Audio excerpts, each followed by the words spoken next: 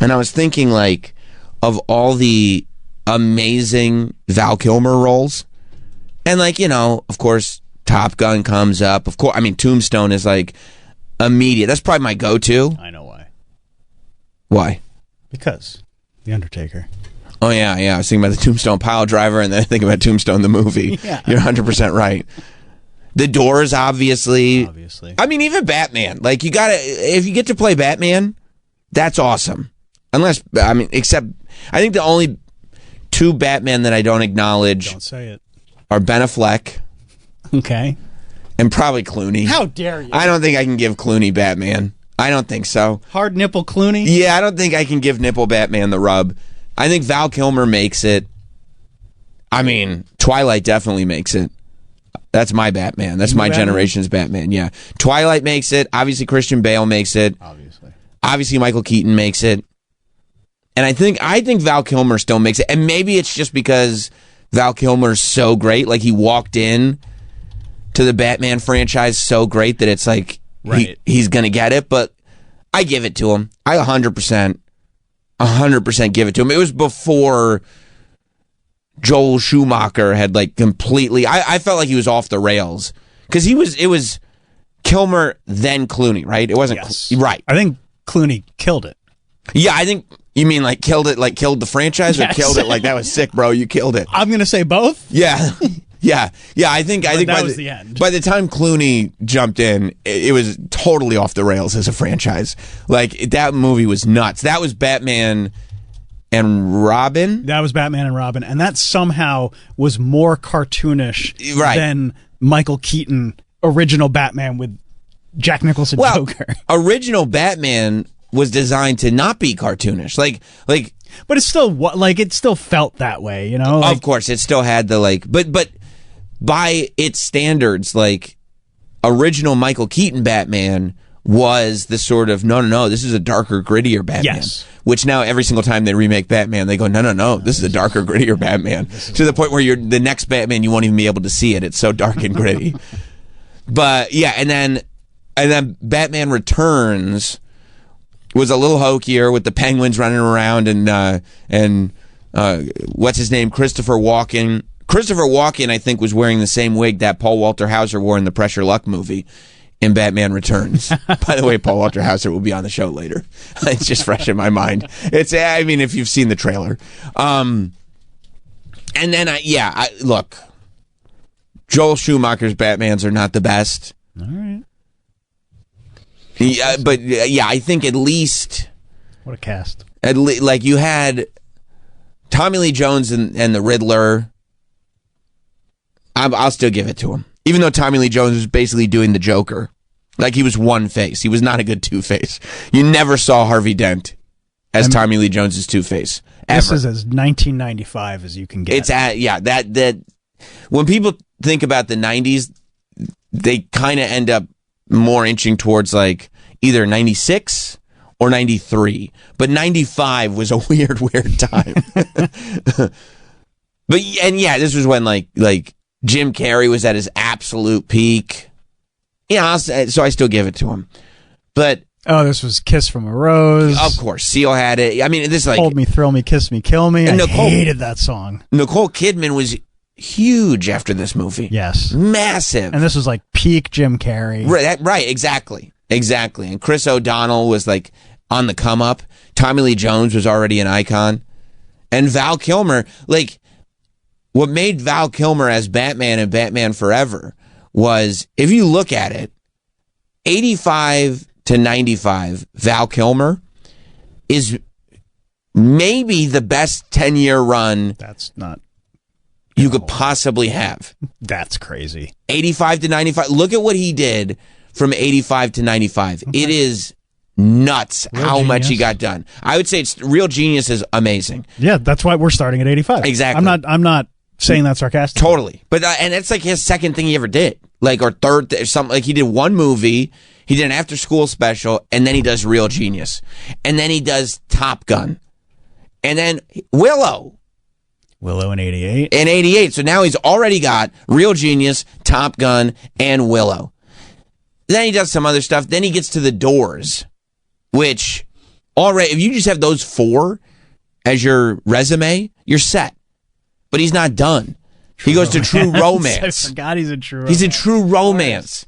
Then Tombstone, as if he hadn't done enough. He goes to, honestly, like just playing Iceman in Top Gun would have been plenty. He then goes to Tombstone, where he's Doc Holliday, and people are still quoting him. Oh, yeah, that's an iconic character. Yeah. Then he goes to Batman Forever, and then when you think that's the end, because that's 95, nope. Heat. Which, in my opinion, I think out of all of his movies, not his performance, but that might be my favorite Val Kilmer movie. Yeah, I mean, you know what I mean? Like, yeah, totally. It's, I mean, between that and Tombstone, probably. Yeah, I think that's fair. Some people love The Doors, but I would probably put Tombstone and Heat as the two. I like Tombstone and Heat better than I like Top Gun. I actually want to go to Haunted House more. That's right. That's right. But yes, I'm not like. And then after that, he still has. It's not like he has this like drop off, because now he's set for life, and he still does Island of Dr. Moreau and The Saint. And okay, I mean, these aren't like. But then he gets cancer. He gets cancer. He's kind of doing whatever he wants at this point because he's had the run. 85 to 95 is the run. It's like this untouchable run for Val Kilmer. And like that's why everybody has this reverence for him. That's why when he puts out that doc, like regardless of anything else, it's like, yeah, everybody, because there's multiple generations between 85 and 95. There's like a couple of like peak generations in there that you're touching, and all of these movies from 85 to 95 are all generational classics. Like, everybody remembers when Batman Forever came out of that era. Everybody remembers when Tombstone came out of that era.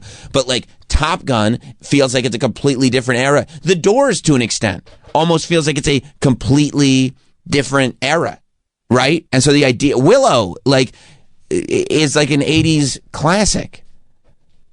So like the idea that in that 10-year window, he was just able to knock all of this out. That's why I say when you really look at it and how many of those all-timers were in that 10-year window. I'm not saying nobody's ever done it. I haven't done the research to say that. I think there's other better 10-year windows. But I am saying that's a hell of a 10-year window. That is about as untouchable a 10-year window as you could possibly get. He was knocking out movies yearly.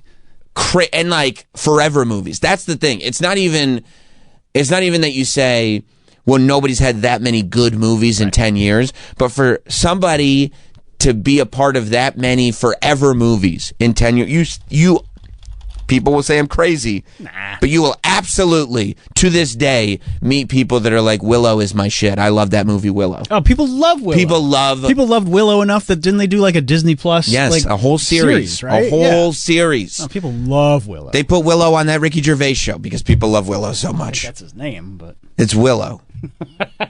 Willow the Kid. Yeah, and that's, it's not even just that like that many good movies. It's that many movies that are absolutely forever. People still, I mean, there's a whole generation. They're like, Real Genius is my shit. I don't know. 100%. Really? It's that's what it's an 80s classic. It's not like Top Gun, obviously, but it's one of those like, yeah, this is my comfort food. I didn't know that. I turn on Real Genius. You do. Real Genius is great. I'm not saying. Look, I wasn't. But the time, I wasn't a teen in '85. You see who was in Real Genius? You're fucking kidding me. What the fuck has this guy been doing under the surface? What's his name? John Grice? Rico, I think. This Uncle Rico, I thought literally they found a guy and put a wig on him and he's Uncle Rico. So did I. And he's been low-key controlling the industry. Uncle Rico, who I got through 2 seasons of White Lotus before anybody told me this is Uncle Rico. I told my wife she could not believe that was even possible. I'm still in this state of shock. It was the one time Nicole Biggins posted a thing on Instagram that I didn't already know. I was like, what? What? The guy from White Lotus. And then in my mind, I'm going, well, he must have just started acting in Napoleon Dynamite and then stumbled on the White Lotus set. But he's in Real Genius. He's in Taken? Yeah. He was on Seinfeld. I mean, what? Yeah. Bro, this guy. Good for him. And now, I mean, now that White Lotus is the shit. So much. And and he's the only one that's been on all 3 seasons of White Lotus. Yeah. Yeah, because you got season 1 and 3, but she wasn't in 2. Yeah, that's what I was right. Yeah. Right. He's the shit, man. And he was in the Helter Skelter TV miniseries. This guy rules. You don't have to just say things you see on the screen. Well, Helter Skelter's a hell of a story. Oh, he was in more American Graffiti. And the sequel's better than the original. Yeah, so, look, and there he is in Real Genius. That's a different story than the story of Val Kilmer. This guy is just one of those, I mean, prolific is not the word. Uncle Rico? Or Yeah. Val Kilmer? Uncle Rico. I thought we were mourning Val Kilmer. No, we are, but Uncle Rico is still amazing. Okay. It's still an amazing, prolific career. It's not an iconic thing. It's prolific. Val Kilmer is iconic because not only is he hitting all of those forever movies in a 10-year period, but you can clearly associate him with every single one of those movies. Maybe you don't think of Val Kilmer in Willow, but you might. But like every other one, you associated with those characters. Like he would get lost in a character. 100%, and then you would get lost in that character. Like you remember. I mean, Top Gun isn't Top Gun without Iceman telling you he's dangerous and then biting his teeth. Yeah, for sure. It's a forever. That scene is forever. The Doors movie isn't even that good. No, but his performance is incredible. Like that came out in what, 91? And to this day, people talk about how great Val Kilmer is in The Doors. Yeah. Like some people prefer Val Kilmer to Jim Morrison because he's so good. That's a bummer for Jim Morrison to hear. Since he's still alive. You mean in Syracuse? Yeah. I don't know if news has gotten there yet. Yeah, I mean, you could, and I'm sure someone will, do another Doors movie, but like he is. Why bother? Yeah. Why bother? And even like you said, you forgot he was in True Romance, Totally but the minute I said that to you, and True Romance is full of amazing performances that you can't get past. Balky. But you remember, Balky's in there, Christian Slater, obviously, Dennis Hopper. But Brad Pitt's it, but the minute I remind you that Val Kilmer's in there, you associate him with that movie too. Yep. Because he's amazing. He's amazing in everything. Gary Oldman. All the movies are amazing, and it's just this, like, that's why to me is untouchable. I can't think of somebody who had a 10-year run that's just isolated to that 10 years, where it's just like hit, boom, boom, boom, forever. All of this lives forever, and now I'm kind of just like doing my thing. Now I'm just chilling. It's an amazing thing, which I think is why it hits so hard when people wake up this morning and they're saying rest in peace to Val Kilmer. And it hits hard because you know his struggle. Yeah. I mean, because he's also, when you talk about the iconic performances, everybody knows his voice. Everybody knows like the way he would talk and everything. So the idea that this guy can't talk, like you see that doc and it's like he's in there, but it's just he can't connect the way he used to because he can't speak. It's like tragic, man. Yeah. I think between those 10 years, him being sick, and then I think everybody feeling like we didn't get enough of him. Right. Like he could have had a second run. Yeah. Like people were ready for the second run. That's another reason why the doc did so well, is because people were ready for the second run.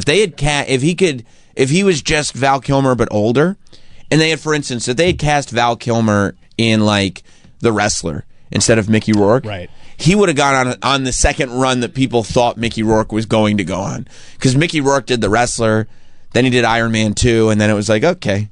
Like it was kind of, absolutely, that was the whole second run for Mickey.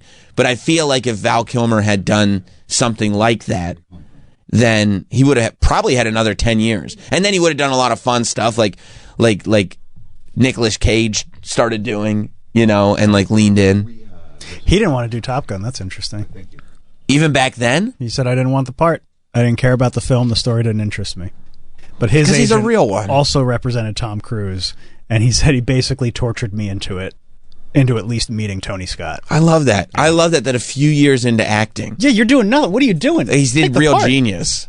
And he's like, nah, this doesn't seem like... And it's like... Nah, I'm not going to star opposite Tom Cruise. He was already Tom Cruise was already a movie star. That's what I'm saying. I mean, this is the thing that put him over the top, obviously, but Tom Cruise was already Tom Cruise.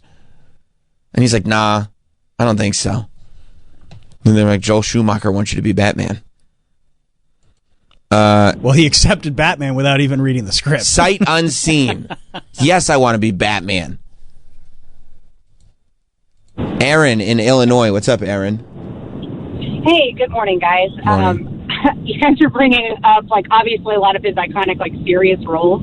But I saw him at Comic-Con in 2017 dressed up as MacGruber from SNL from when he played Chunk in the movie. And, I mean, unfortunately, he couldn't even talk by then in 2017 because he had throat cancer and stuff. But it's probably my favorite fucking role of his. Val Kilmer and MacGruber. Yeah, hell yeah. Thank you, Aaron. I mean, look, MacGruber is an underrated classic. MacGruber just fell into a weird space and time, I think. But if you actually watch that movie, MacGruber, it's great. I think people didn't get the joke because nobody had watched MacGyver. You know what I mean? Like, MacGyver had been off the air for so long Right. that MacGruber, like, people were like, I guess this is funny, and Will Forte is great, but, like, I don't get the reference. But if you got it, it hit hard. Will Forte is so funny. He's the best in everything. Mike in New Jersey? Hey, Sam, first off, R.I.P. Kilmer, but Sam, I'm a little disappointed in you. John Grease, he played the most iconic werewolf in Monster Squad. He's the Wolfman that had nards? Yeah! Oh my God, this guy. Oh my, all due respect to Val Kilmer, you're kidding me. He's the werewolf with nards. He is! Oh Yeah. my God, look I'm at him. sorry. That's him. That's Rico. That's White Lotus. Sam, I can't Oh. believe it. I had no idea, dude. I had no idea this was right under my nose the whole time. I mean, Monster You're Squad. You're coming to Comic-Con every year, you No know, clue. and then you're going to disgrace it with this. No clue. You're right. I'm a He's a real disgrace. genius. Thank you, Mike. I can't believe it. Thank got you, it, Mike. bud. I really thought that must have been. started with Napoleon I thought he Dynamite. was John Heater's bud. I get it because, I mean, nobody else in that movie I didn't know who anybody had was, done anything. except for that one girl from that movie about the seal who played his girlfriend. Had she done something? Oh yeah. She was a child yeah, star. yeah, She was in yeah, that of movie course, about of the course. seal, Yes. not the Kiss from a Rose seal, but Right. an actual Yeah, seal. yeah. And the grandmother had done stuff. I hope so. She was an older lady. Yeah, she was in Sunny in Philly and There you go. doing other things. Yeah. I knew that girl was in a movie about a seal. Right. So I knew that, but I thought that was like the kitschy part. I had no idea. There's just an icon right under our nose. I'm so happy for him that like White Lotus has been such a success for him. That's great. Yeah, he deserves it. And he got to hang with Val Kilmer.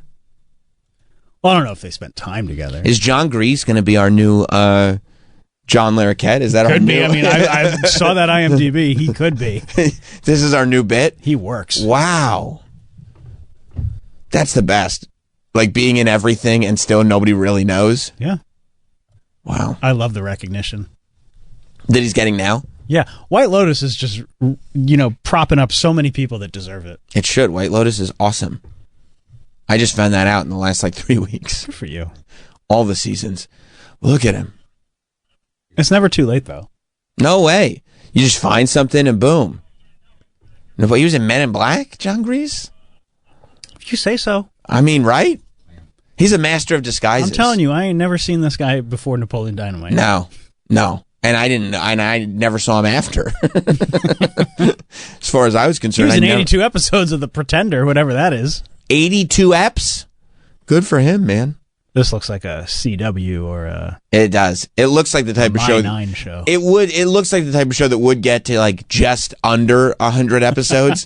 Like they almost got to syndication and then, let's pull the plug. We need 12 episodes left. Can't we have 12 more? You have any idea the financial windfall this would be? Nah, let's cut our losses. 1996 drama, 4 seasons. It was on NBC? If you say so, fine. Sure. Fine. Eric on Long Island. Hey guys, you're forgetting the big one. Top Secret. That was his first film, actually.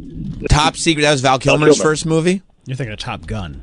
I believe it was. No, I think you're right. I think Top Secret. Oh, yeah. Yeah. Top Secret was. I don't know that I've ever seen the film Top Secret. And this strikes me. So when we look at the movie poster now, it's Val Kilmer trying to avoid raining cows, but it strikes me as a movie poster that was made way later, like it was for a DVD release, like 20 years after the movie came out, because it's like bad photoshopped with all these elements. I would imagine Val Kilmer was not meant to be on this movie poster because nobody knew who he was. But then whoever had the rights. I'm surprised Troy didn't mention this because he's a big Airplane guy, and it was the same guy who did that movie. Oh. Have you ever seen Top Secret, Troy? I haven't. I'll have to check it out. Looks good. Wow, thank you. From the makers of the original So, Airplane. and and don't forget, there was a documentary with Val on Amazon Prime. Yeah. That was pretty good. It's amazing. The Val Kilmer doc on Amazon Prime is amazing. Thank you, Eric. Yeah. It strikes me as like the type of movie where Val Kilmer was never intended to be on the poster, but then he got super famous, and then there was that era when everybody started buying any movie on DVD. Mm-hmm. You would just go to the DVD store and go like, well, if you don't have a collection of over 500 DVDs, you ain't shit. Yep. And so you just go and you're like, oh, I like Tombstone. Here's Val Kilmer trying to avoid raining cows. Better buy this one. It's got good reviews. I'm sure it's great. 76% on Rotten Tomatoes. I'm sure it's fantastic. I assume it's funny if the guys from Airplane did it. Probably. I'm not watching. Troy, you don't have a flying cow tattoo somewhere on you? No, but if it's good, I'll get one. Smart. Where can I view it? Smart. That's a great question. Is it on Netflix? Oh, it's on Pluto for free. Oh, yeah. You can get a free viewing on Pluto. Oh, good. There you go. You got Pluto, right? Yeah. Good. Everybody does. Good. Brian in Buffalo. What's up, Brian? Hey, Sam, did you watch Lost when it was on? Lost? No, I watched the first 2 episodes of Lost, and once that polar bear was running around the jungle, I said, oh, okay, so we're just in a land of make-believe. No, thank you. Oh, all right. Well, John Grease was in that, too. He was He had a Lost? run. Yes. Was he played Benjamin Linus' dad. Oh, my God. Was it like a real run on that show? Thank you, It was a Bob. handful of episodes. I mean, good enough that it was like you remember it, because you were a fan of that show. Good enough that I was like, oh, that's the guy from Seinfeld. Right. And- Not realizing and it's the Napoleon same. Dynamite. Yeah. Yeah. Wow. That's sick. I can't believe it took you 2 seasons to even put 2 and 2 together. And honestly, now I've seen it in a lot of places. It's a thing now. But I think I just see it now because I know it. I mean, his face, just Now I see it. Uncle Rico without a wig. But if Nicole, you work for BLM? but if Nicole hadn't posted that, I may not know to this day. Yeah. I think it's so great. It's the one thing she did. What? I don't work for Black Lives Matter. That's a pretty good Jennifer Coolidge. I don't work for, I've been working on it. I don't work for Black Lives Matter. I'm so embarrassed. I love that show. I'm so glad I found it. So yeah, rest in peace, Val Kilmer. He's only 65 years old. Yeah. It sucks. It really sucks. I'll probably watch Tombstone at some point. I'll probably watch Heat. You know what? We got a weekend in a few days. Maybe I'll watch Tombstone and Heat. I'll be your Huckleberry. People still say it. Yes, they do. It's such a good line. Yes, they do. I mean, dude, here's the thing. Doc Holliday, and I looked this up too, and I had no idea. Do you have any idea how many actors played? Like, Doc Holliday is a real person. Yeah. Do you have any idea how many actors played Doc Holliday in a movie or TV show? No. I mean it's dozens. gotta be, yeah. It's tons of people. But the minute you say Doc Holliday, nobody thinks of anybody except Val Kilmer. No, and I assumed it was just him. Right. Yeah. Right. Val Kilmer, Dennis Quaid, Yeah. They're so... Stacy Keach, Kirk Douglas. Kirk Douglas. That guy, Jeffrey DeMunn, he's in everything. I see his face, luckily. You can look him up later. But yet, look at all these Doc Hollidays, and the only person who gets associated with him is Val Kilmer from Tombstone. Google's got to change Val's photo. You go back to classic Val, you think? Yeah, that's not cool. Especially now that he's no longer with us. Like, Yeah, go back to this one. we don't need current Val. I would even This one, just be a little chubbier. I that's would do fine. that one. That one's really great. I would do This the one with the white shirt. No, I don't want the Looks one like where the Catwoman lady. he does. Older, you don't need, and he wouldn't want that up either. No. He'd want like, oh, no wonder he played Bruce Wayne. He looks like a Look how old this photo of Dennis Quaid is. he literally looks like the guy from The Substance. Yeah. Like he looks like he's gonna eat shrimp in a messy fashion and have big fake teeth. Tell you how great you are. Yeah, and then ignore you when the industry's done with you. Yeah, they got to change this photo. That's terrible. I agree. Yeah, because that's his I gotta cover up my throat era. Yeah, that's like, you don't want to be remembered for that. No. Honestly, It's like the sad era. I would consider just Google putting up a picture of him as Doc Holliday with the mustache and everything. Yeah. I mean, or Batman. He looked cool in every role. Put him as Batman. You could put him as Batman. Like, I'd be fine with this. He looks so cool as Doc Holliday. He looks cool as Doc Holliday. He looks cool as Iceman. Honestly, like, Iceman was better than Tom Cruise in that movie. Yeah. Way cooler. He looked cool as Iceman. He looked cool as the real genius. He looked cool in everything. When was Val Kilmer ever not cool? Don't ask me. I can't picture it. Where's Tombstones? Oh, Tombstones. He looked cooler than Jim Morrison did when he was in The Doors. For sure. And he sang. He sang He all those sang his songs, own stuff. which is insane. Which I don't even like. When actors do that, I don't deem it necessary at all. Like, I don't need my actors to be able to sing. It's a completely different skill set. You know, I don't think that it adds or takes away. But when an actor does decide to do it, it's like a crazy bonus. Like the fact that Jamie Foxx did all the Ray Charles songs and Val Kilmer did the Doors songs. Timmy Chalamet did all the Bob Dylan songs. Yeah. He sounded great. I don't know why. Looked great, too.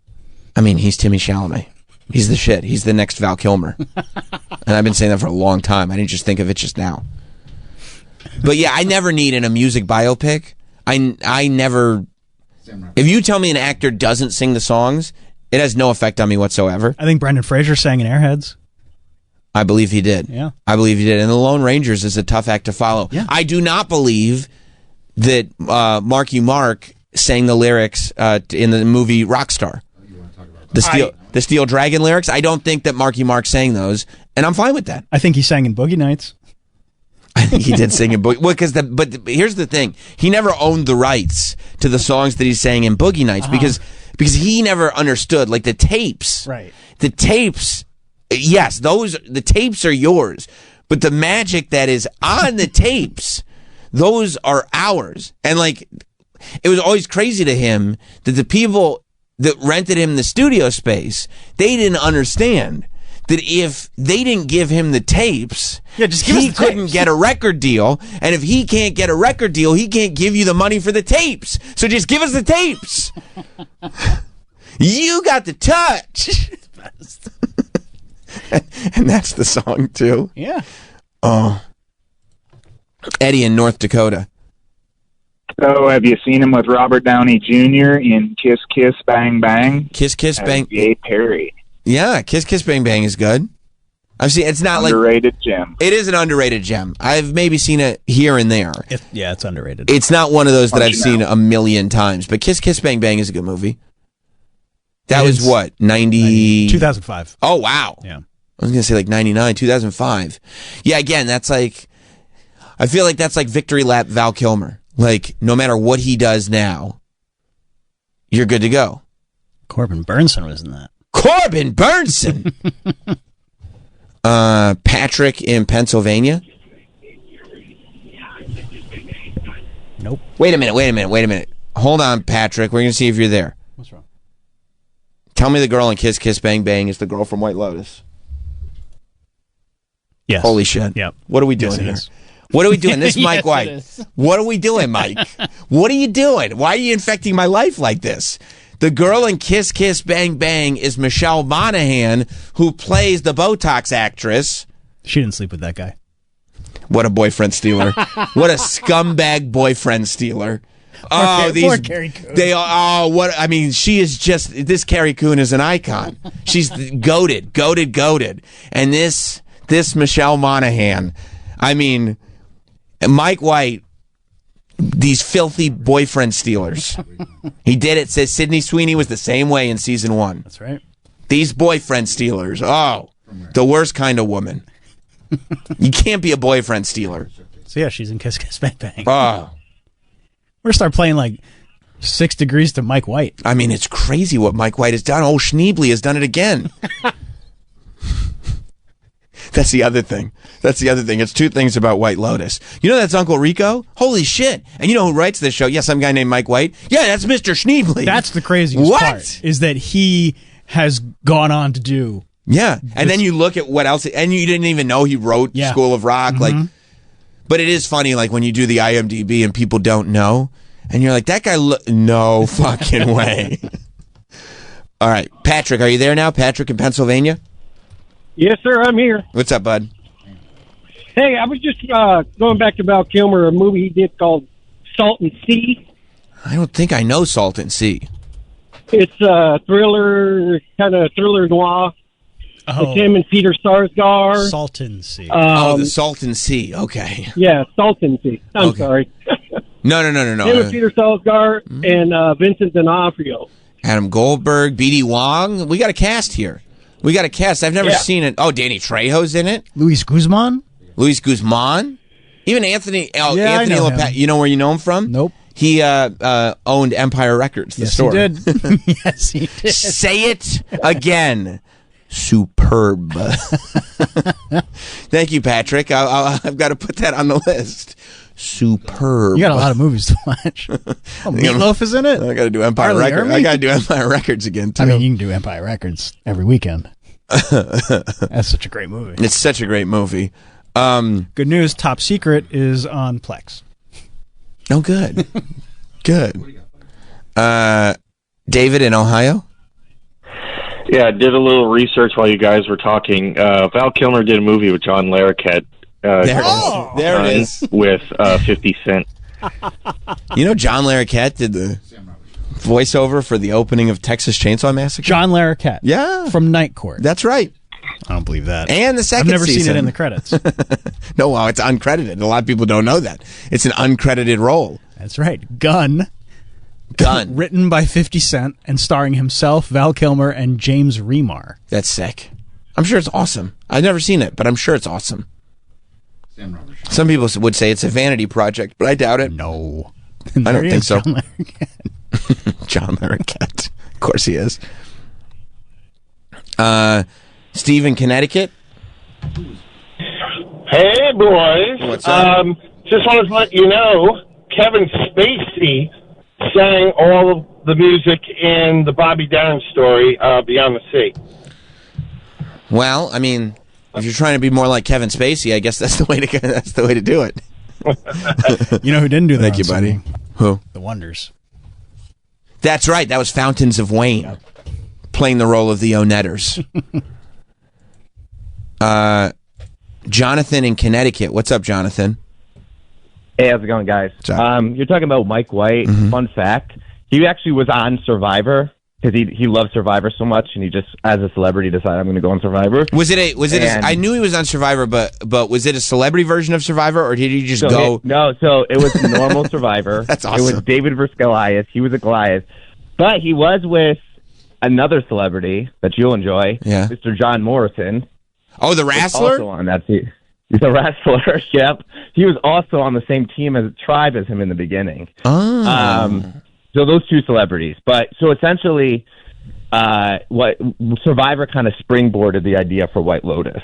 And every season has a couple Survivor people that he was on with. I've read that. Oh, that's cool. Yeah. That's really cool. So like the two girls in season 2, right in the beginning that she's talking to on the beach, those are girls are for Survivor. The one waiter in season 1. And then there's a scene in season 3 when the lady, the Hawaiian, the black lady, she looks at a table of 2 other black people and waves. Give this weird, like, hey, we're both black.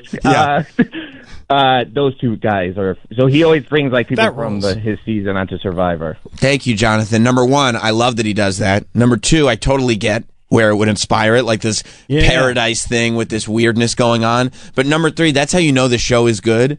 Like those 3 random scenes from 3 different seasons that he just pointed out. I know every single one of those scenes. You know exactly who he was talking about in all of them. I love that. That's great. Yeah. Bring Survivor people on. Because he's the fucking man, dude. He should bring Traitors people on. He should. He should. I would love, specifically Nightcrawler. Yeah. When is Mike White doing press? We got to get Mike White in here. Yeah. Do you know how great that would be? You would have a good conversation with Mike White. I would have the best. Now? Yeah. I would have the best. I'm obsessed. Would you ask him about Freaks and Geeks? What do you do on Freaks and Geeks? He wrote it. Mike White he was a co-writer. No, yeah. he was a co-writer on Freaks and Geeks. He was a co-writer. He was? That was so long ago. Mike White. Co-writer. Was a co-writer on Freaks and Geeks. Yes. This goat right in front of us. And I would tell him that. I would tell him. He wrote 3 episodes and produced 17. And I'm sure sounds like almost all of them. I can't believe he produced 17. I can't believe there's 17 episodes of that show. Yeah. I've seen every episode of that show many times. Yep. So I'm sure I know exactly the episodes that he wrote. And he wrote 9 episodes of Dawson's Creek. He wouldn't wait for their lives to be over? No, he would not. He probably wrote all the Pacey episodes. The Pacey episodes are the best episodes. Love Pacey. Kevin in Louisiana? Yes. You know who Mark Wahlberg hands the microphone off to at the end of Rockstar? I do. It's what's his name who filled in for Axl Rose in Guns N' Roses for a while, didn't he? Miles Kennedy. Yeah, Miles Kennedy. Yeah. I think he did. Did he fill in for Axl? I think Miles Kennedy did Guns N' Roses at one point. But yeah. I know he was the lead singer of Creed for a while. Maybe that's what I'm thinking of. Scott Stapp and Axl Rose to me are my 2 icons. Oh, he performed 3 Guns N' Roses songs with former members of Guns N' Roses during their Rock and Roll Hall of Fame induction. That's exactly what it was. That's what I was thinking of. Yes, I did know it was Miles Kennedy. Look, and I appreciate it, Kevin. I'm glad. I love that little piece of trivia. But I don't think you're going to get me on Rockstar trivia. I'm pretty sure I have... gotta wake up real early. I've done my due diligence on the film Rockstar. Literally, I really want to have the lead singer of Third Eye Blind do the show so that, I can talk to him about when Mark Wahlberg said, "Those are my mic cords." And he goes, "I can buy you guys more." Because he takes Mark Wahlberg's Steel Dragon cover band, tribute band, away from him because he can afford the equipment. He'd probably be excited to talk about it because I'm sure nobody's asked him about it in 25 years. It's all I would want to talk about. It's like, you don't want to know about Semi-Charmed Life? No. I'm like, no, man, let's talk about Rockstar. No, and whatever. What's that song? Jumper? I'll Never Let You... Yeah. I don't care. That's fine. If you want to talk about it, we'll talk about it. I remember the song, but he just did it on Tiny Desks. Did he? Yeah. I love a good Tiny Desk. What's your name? Peter in Canada? Yes. Hey, man. Hey there. Yeah, you guys got to watch Top Secret. That should be your homework assignment tonight because I've always thought Val Kilmer's character as an agent, and he dies in the movie, but I think that's the way Travis will go out as what well. The hell? So you get you do die with a smile on your face. All right. Yep, you'll have to watch it and report back tomorrow. Well, I don't know if I'll watch it today, but I'll watch it at some point. It sounds great. Sounds like a fabulous movie. So yeah. Who dies at the end? Yeah. Well. Okay, great. Just ran right in there. Yeah. Cow falls on him, I assume. I'm assuming a cow falls on him, and I guess he's smiling. Mark in Ohio. Hey, Sam. Hey, boys. How are you? Great. Troy did a fantastic job screening. And you can hear all the calls we're taking. Yep. He's been put to work today, and he's doing a great job. He's sweating. Yeah, very proud of him. Mm-hmm. So my wife's uncle, who was built like an old-fashioned mailbox, got a tattoo on his shin of Val Kilmer playing Jim Morrison in The Doors. And we were at a picnic, and I saw it, and I couldn't leave it alone. I asked him, are you... Yeah. I said, "Are you a Doors fan or a Kilmer fan?" Yeah, that's what I was wondering. He said, "What do you mean a Kilmer fan?" No. And I said, "Well, that's Val Kilmer." And he said, "No, that's Jim Morrison." So it was Val Kilmer. It was from the movie poster. That's so great. It wasn't that it was a bad tattoo. It was actually a very good tattoo, but it was clearly the movie poster.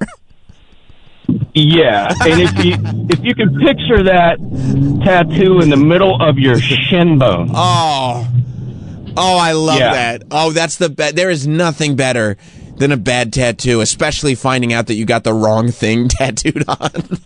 It's the best. He had no clue at all. Oh, God, that would bring me so much joy. Mark, I'm so glad you shared that with us. Well, I'm glad this was my first call, Sam. Maybe I'll do it again. Yeah, home run, buddy. Thank you. Oh, I mean, it's a great portrayal, but it is clearly Val Kilmer's face. Yeah, I mean, it's not Jim Morrison. No, nor was it intended to be. Looks a lot like him, though. He does. It looks a lot like him, but it is not Jim Morrison. It's Val Kilmer. John in Virginia.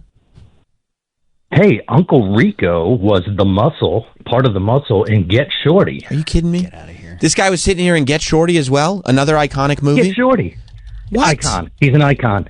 Running the business. Oh, my gosh. Thank you, John. The fuck? No fucking way.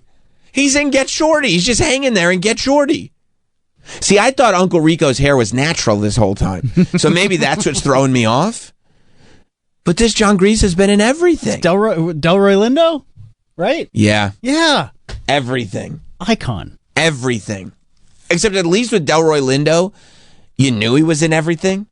Right, of course. I mean, he's got an unmistakable face. Like, he's great. This John Grease has figured out... He's a chameleon. ...how to move from film to film without anybody even knowing he exists, which actually bodes even better for him because that means he's going into auditions and nailing it every time, as opposed to people going, we need a John Grease type. Right. Because they're like, I don't know. He's Uncle Rico. It's his first role, right? He's working with Gene Hackman, Val Kilmer, and we're like, oh, look at him doing Napoleon Dynamite. Yeah, just John Heater's neighbor with a wig on is doing this movie. Little do we know, he's hanging out with Gandolfini.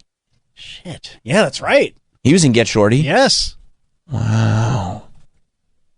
That is sick. Good for John Grease. Brian in Nashville? Yeah, I thought you guys overlooked Wonderland, the movie where he played John Holmes, the porn star. Yeah, that actually is a great movie. He's awesome in that movie. That's a much later, a much more recent movie for Val Kilmer. 2003. Yeah. Right, that was like one of the last ones I thought he did. Before Top Gun, obviously, the recent one. Right, yeah, and before That's he was all I like... wanted to say. Yeah, no, that's an absolute gem of a movie to point out. He did. He was in Wonderland. Man, the career on this Val Kilmer. Eric in Kentucky? What's up, y'all? So another Uncle Rico sighting. No. He was also one of the bad guys behind Christopher Walken, the guy with the whip in The Rundown with Sean William Scott and The Rock. He knows Stifler and The Rock and Christopher Walken. I for sure didn't see this. I mean, Mike, you and I need to go to dinner with this guy. We talk his ears off. Stifler and The Rock? There he is. What the fuck? Just a question about The Rock, and then Mike's like, circling back to American Pie. He's like, you understand I wasn't in American Pie. I was in a movie with the actor from American Pie. Well, some roles are iconic. That's right. I'm sure you must have had on-set discussions about American Pie. You say the name Stifler, everyone knows who you're talking about. And who did he play opposite in White Lotus? Stifler's mom. Oh, yeah. There you go. What the fuck? Oh, good connect. Eric, thank you. I feel like we're all playing the Jeff Goldblum game here. And it all leads back to John Grease. I had no idea this guy is, I mean, for decades. He's like, yeah, I know him. Yeah, I know him. Yeah, I know him. Now I want this guy in studio as well. John Grease? I've wanted John Grease in studio for 15 years. Yeah, but if you had said that up until I just assumed he was like Kip and just didn't do anything after Napoleon Dynamite. Or before. Yeah, I thought he was like Kip, LaFonda, and Uncle Rico just hung out together. Bunch of guys got together, made a movie. Yeah. Never did anything again. Kip's like a math teacher or something. Does he look the same? Does he have that mustache still? I don't think Because he kind of looks like a math teacher when he plays Kip. Yeah, thanks, buddy. Yes! Matthew in Virginia? Yes, sir. I was calling saying for another Uncle Rico sighting. Okay. He was in the hit sitcom Martin. No, he was not. Yeah, he was. He played Martin's like a dopey assistant. Oh my God! And he wasn't just in it; like he was in it. Like this is a real character in the show. So does that mean he knows like Tisha Campbell and everybody from Martin? You would have to. Oh my God! Thank you, Matthew. And I mean, I grew up watching Martin. I don't know what as a kid, I just found Martin to be just the greatest show in the world. I watched Martin all the time on Fox. Martin. 54 episodes. I mean, I was walking around my house doing Shanae impressions before I realized how problematic it was. Nobody told me. It was the 90s. Nobody told me. Here's Kip. Oh, he's trying to like be handsome. What do you mean trying to be handsome? Well, some of these guys, like, they, like, you know, switch things up. So they're like, you know, I'm not that character. Like the Urkel thing. We've talked about it. The Urkel, Carlton. I'm putting Kip in there, too. Right, but I mean... Like, vote for Pedro. He was like, yeah, I'm not Pedro, but I'm not Pedro. You know what I mean? Look, he grew up with LaFonda. They look happy together. Well, they got married, right? Yes. Yeah, I mean, you don't have to look like that your entire life. You should. Well, he doesn't need to grow a beard, though. He's got a fine jawline. He grew a beard so people would stop calling him Kip. Yeah, because, I mean, if I passed that guy on the street, I would never know he was Kip. Can you imagine if Kip is your math teacher? You know? He was a director. Oh, he's like a commercial director, which is a good gig. You make a lot of money. I may have made up the whole math teacher thing. I thought I read that somewhere. He's probably a math teacher. He looks like a math teacher. Probably a substitute. Speaking of Val Kilmer in the film The Doors, produced by the great Oliver Stone. Okay. Oliver Stone was at a hearing yesterday. Now, I don't know. I just saw this clip and just, I mean, adored it. I could watch this. This clip might be my favorite Oliver. I love Oliver Stone. Has made a tremendous impact in my career, more than anybody knows. And accidentally, by the way. And also, like, one of my favorite filmmakers. I mean, I love so much of what Oliver Stone has done. But this might be my favorite work that Oliver Stone has ever been associated with. Do we know why he was in front? Was this Congress he was in front of? Yeah, and this was part of some like JFK hearing. And they were like, well, you did the movie. Yeah, so you should be here. I don't know specifically why he was there. He did the movie, JFK. And that is one of the things I love that he did, JFK. It's just like when the NFL holds a conference. They have Oliver Stone there because he did Any Given Sunday. Right. And when they were trying to figure out like what to do about the NASDAQ, they brought Oliver Stone because he did Wall Street. Right. Right. And when they're doing drug legislation, Go ahead. They bring in Oliver Stone. He wrote Scarface. That's right. Yeah. Right, Scarface. It's a remake. But he wrote the remake. That's true. Somebody had to do it. Well, yeah, you can't just go like just make it Same up based script. on the OG. It was, by the way, it was a remake, but it really did not have much to do with the original. The original did not have Colombians coming in at the height of the 1980s. No, it did not. It was more like this, like, I'm Scarface, see? Hey, like that type of Scarface. Scarface. Didn't have them talking on the phone during the montage. No, they weren't laughing, no pet tigers. It was totally different. Oliver Stone painted a picture. So, he was in front of Congress yesterday to give his take on JFK. He thinks, and this was crazy, I only knew this from watching the congressional hearing, Oliver Stone, and Troy, you'll find this interesting, actually. Oliver Stone thinks there could have been an inside job. Interesting, huh? In JFK. Say more. In JFK, yeah. Oliver Stone thinks that there could have been conspiracy, right? And I it's maybe the first time that's been brought up in terms of Oliver Stone. But he looks pretty good considering he took that Russia vaccine. He did. I forgot he took the Russia vaccine. Well, Lauren Boebert, that's who was talking to him, right? Yep. Lauren Boebert. She wanted to get to the bottom of all of this. So she knew that the great Oliver Stone was sitting in front of her, and she needed to talk about JFK in the context of Oliver Stone's work. Thank you, Madam Chair. Thank you to our witnesses for being here today. Hopefully we can stay on topic for the rest of this hearing. Hopefully. We seem to be wrapping up pretty close here. I love that. Mr. Stone, By the way, hit pause. One of the great setups of all time. Foreshadowing.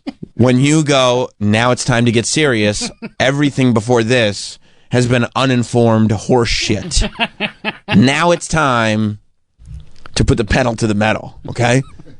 No more nonsense here. Let's stay on topic. Right. This is all this government incompetence. We're so tired of government incompetence. Time to drain the swamp and leave it to Boebert in front of Oliver Stone to get to the bottom of it. you wrote a book accusing Wow. LBJ of being involved in the killing of He President did? Kennedy. Do these most recent releases confirm or negate your initial charge? He's a little confused. Being involved in the assassination He's asking his associate, what the hell of did you just President ask me? Kennedy. Because I think, hit pause, I think technically what she's saying is, if a movie script is bound, does that make it a book? Yeah. Okay. Yeah. Okay. Because you got to turn the pages of the script. Okay. Because I thought he was more well known as a filmmaker. But no, he wrote that book. They accused LBJ. Mm-hmm. Because somebody else had written something. Well, whatever. Okay. Let's keep it going then. Look closely, there's no such statement. No, I didn't. If you Yes, look sir. closely at the film, there's no film. It accuses the President Johnson Okay. of being part of a complicit in a cover-up of the case, but not in the assassination itself, which I don't know. What do you think that he was complicit with? Yes, sir. I'll get to you. The cover-up. Well, how about, for starters, appointing Alan Dulles, the head of the CIA, who was fired by Kennedy, to the commission itself, to the Warren Commission, and he goes to almost every meeting, and he's pretty much in charge of the Warren Commission from the beginning. Alan Dulles. That's part of the evidence that points to President Johnson's either incompetence or involvement. All right. Okay. I mean, that's cool that he answered that question, but he said film. Right. And I seen the film, but Lauren Boebert had said the book. All right. And also, Lauren Boebert said, you wrote a book that accused LBJ of doing it. And he goes, I made a movie that did not accuse LBJ of doing it. Okay, so... Just getting the Roger Stone book confused. No. No. That'd be insane. That'd be dumb. It's too, I mean, just because they have the same last name? I don't think that's right, Troy. I think you're on one of your wacky Right-wing dude trips. conspiracy Yeah, did you read that on right wing Twitter? That couldn't be right. Mr. Morley, I think you had something to add on that. I think you're confusing Mr. Oliver Stone with Mr. Roger Stone. Stated it, yes. Oliver's face. He thinks that's funny. He goes, I thought you might have done that, but I was trying to dig her out of it. He was given a long answer about like how he feels, Yeah. and some facts or facts that he believes to be surrounding the case, and then he's like, you know, if she doesn't bring it up, that's fine. I think I'm going to let her out of this one. I'm going to be nice. I'm going to be nice, and I'm just going to give her something here, and hopefully we'll just move on. And then his associate goes, you know this is... Hey, idiot. This is not Roger Stone. This is Oliver Stone. You know what? In hindsight, Roger Stone did write a book that blamed LBJ, didn't he? Yes, he did. Troy, I think I might have to apologize to you. I think Lauren Boebert might have gotten the Stones confused. That's okay. Yeah. It happens, doesn't it? Oliver Stone with Mr. Roger Stone. Stated it, yes. I also love hip hop. I'm sorry, hip hop again. That's fine. I love one of my favorite moves when you do something foolish is as somebody's correcting you to try to correct yourself real quick before they're done correcting you, because then you get credit. No, I knew I said it wrong. You get credit for not. You think that you get credit for correcting yourself when in reality, no. No. Just because you tried to beat this guy to the finish line does not mean that this guy doesn't get the credit for correcting you. I think you're confusing Mr. Oliver Stone with Mr. Roger Stone. Stated it, yes. Sorry. It's Roger Stone who implicated LBJ in the assassination of the president. It's not my friend Is that what all the Oliver whispers Stone. were there? I may have misinterpreted maybe. that, and I apologize for Misinterpreted? You know what? That one's on me. I may have misinterpreted Maybe. what? You thought Roger Stone and Oliver Stone was the same guy, or you thought Oliver Stone was Roger Stone? And I misinterpreted it. Also, I said that before you said that, so like I know. I know. I already said that, by the way. I finished that. I said it first, so technically I knew that already. So that's not even... We both made a mistake there. I may have misinterpreted that. No, this isn't interpretation. You were wrong. I mean, it's not like... You did 2 seconds of research. Like, you didn't do anything. Probably out, partying or whatever. Hooking up with Kid Rock. Yeah, they were seen together. Oh, yeah. They got in a cab together at like 3 a.m. Yep. You don't 3 get in a a.m. cab with Kid Rock at 3 a.m. No. Without, doing what. Yeah. No. SEX. I mean, can you imagine if my wife was like, I got into a cab with Kid Rock at 3 a.m. We were going, big deal. We were going, because we were going to the same place. I'd be like, well, all right. Now I got a choice to make. The boudoir. Do I live with that and just know what happened? Or do I walk away? Because that's the only two options. Because she's lying. You don't get... the KID ain't getting into a cab with somebody unless there's some fucking going on. There is some fucking going on. He's never taken a platonic cab ride. And by the way, well said, Troy. I mean, if Kid Rock asked me to get in a cab with him at 3 There'd be a.m. some fucking going on. Yeah, I go like, you know what? I have a choice to make. The Bull God in a cab at 3 a.m. There's only one destination that cab is going. Fucktown. That's right. And don't forget. And it's an express. Late night, that means early morning. He's the early morning Stone Pimp. I forgot about that. 3 a.m. is early in the morning, too. Yeah. But I go like, didn't you get into a cab with Bob Rock? Bob. I think you're confusing him with Kid Rock. Yeah, okay. No, there's you and Chris Rock just hanging out together, right? No, different Rock. Stone who implicated LBJ in the assassination of the president. It's not my friend Is that what all the Oliver whispers Stone. were there? I may have misinterpreted that, and I apologize for that. But there seems to be some alluding of, like you said, incompetence or some sort of involvement there on the back end. And so sorry, I'm going to move on. Mr. Sorry, I'm an idiot. I'm just going to move on. I mean, forget what I said. Yeah, Miss Boebert, is your plan to point out government incompetence right now by this is the route you want to take? She's like, fuck. Never mind. You know, God damn it! Why does C-SPAN exist? Nobody wants to watch these. Why does C-SPAN exist? I love that too. That's the direction that she was going. I love people in the government pointing out incompetence in the government.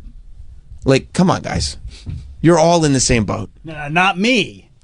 No, I'm here to be the outsider changing from within. Nope.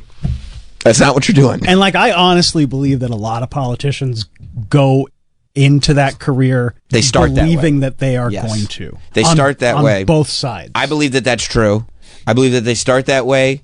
I believe that then they start to make small concessions where they go, well, if I want to make any change, I have to start by getting things done. And in order to get things done, I kind of have to take money from over here. I kind of have to toe the party line over there. I have to take this meeting. I have to take this meeting with this person. I can't publicly disagree with that person. And once that ball gets rolling, you're a professional politician now. It just is what it is. Like, that's what being a professional politician is. And sometimes you don't know the difference between Oliver Stone and Roger Stone. That's an easy one. They're both older. Oliver Stone's suits fit a little better than Roger's. Well, yeah. Oliver Stone's a little bigger than Roger, so it's almost like Oliver Stone could wear Roger Stone's suits. Comfortably, yeah. They could share suits. That's right. Roger would be like, this fits me great. Oliver would be like, me too. Right. Roger's interpretation of what a suit is supposed to fit like is not 100% there. And Oliver Stone, did you do the insurrection? What? No, I make movies. What? I love when she, admits that that is what she was saying, and Oliver, you can hear him go like, I thought that's what I thought, yeah. I thought that's what that fucking moron was talking about. Right. And she's trying to point out the incompetence elsewhere. Not here. The other incompetence. Oh, cool. So funny. Cool. I love it. I love when it happens to, anyone. I don't care. I don't either.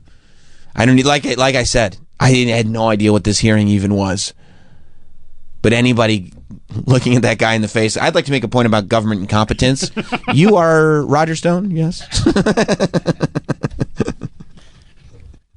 And Oliver's just sitting there going like, "What? Why did I even come? Like, what am I doing here? What am I doing? Just go make another movie. Just go make a movie, make a doc. He makes good docs. Great docs. Remember all those history docs he did? Yeah. Those were super fun. I mean, they were a little pro-Russia, but they were still super fun. That's neither here nor Look, there. the guy likes Russia. Yeah. What are you going to do? That's what he likes. If I made docs, they probably skew in favor of pro wrestling. I like wrestling. It is what it is. Yep. I kind of owe him the job I have right now. In a small way. In a small way, yeah. It absolutely. The road thread is there. The thread is 100% there. Yeah, I mean, he's goated in my book. Yeah, you got no problem with Oliver Stone. No. Oliver Stone's the greatest filmmaker of our generation. Whatever that guy needs.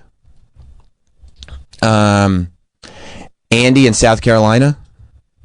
Hey, how's it going, Sam? Good.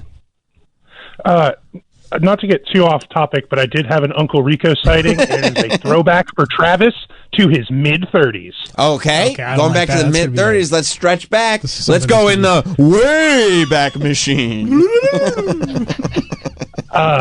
So John Grease was in the video for Alice in Chains' 1993 hit Rooster. Okay. No. Not 35. No, that was right after. Wait, not? No, I think Travis, he was like 32 maybe. You know, you're adding a... Sorry, I said early 30s, Travis. I apologize. Yeah. That was cruel of me to imply that. I'm so sorry. Thank you, Andy. He was in Rooster, eh? Yeah, that's what Andy says, and I believe Andy. Is this him? I can't tell. That's totally him. I mean, I believe him. I believe you. I'd have to watch the video. Look, he's in everything. And I'm fine with watching the video for Rooster. He's incredible. Alice in Chains? No, Alice in Chains sucks. John Grease. No, I'm just being combative.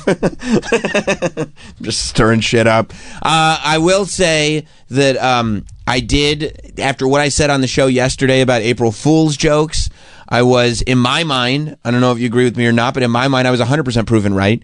Every April Fool's joke that I saw, I was annoyed by.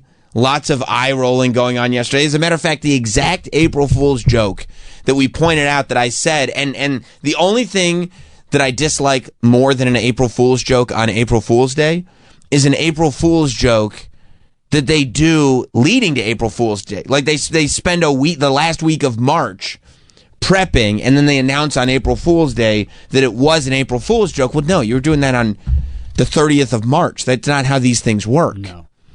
But exactly what we said, miraculously, somehow, you'll never believe it, Sour Patch Kids put the sour back in Just Patch Kids. I can't believe it.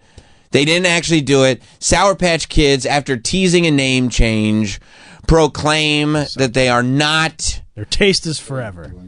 I can't believe it. And they did it on April Fool's. So stupid. Of all days. I kept scrolling, kept going through things. It was so annoying. The Empire State Building, you see what the Empire State Building tweeted out? No. The Empire State Building tweeted out that they're going to be the site for White Lotus Season 4. Oh. They're going to do White Lotus Season 4 in the Empire State Building. I believe that. Oh my God, you're kidding me. That's so crazy.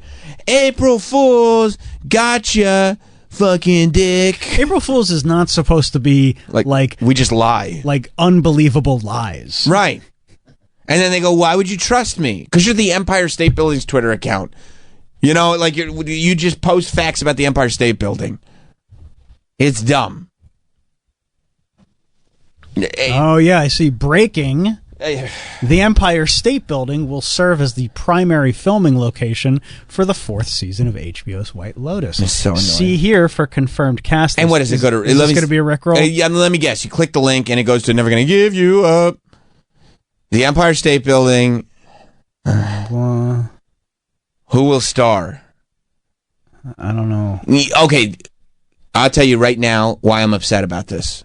It's so annoying because they're also working in branding. Yeah. What they've done is they've taken pictures of celebrities that have been on the White Lotus before, but that were actually on top of the Empire State Building, and they're putting them in here. I mean, if Alan Cumming's in it, I'm watching. He's not in it, Travis. Are you sure? You've lost the plot.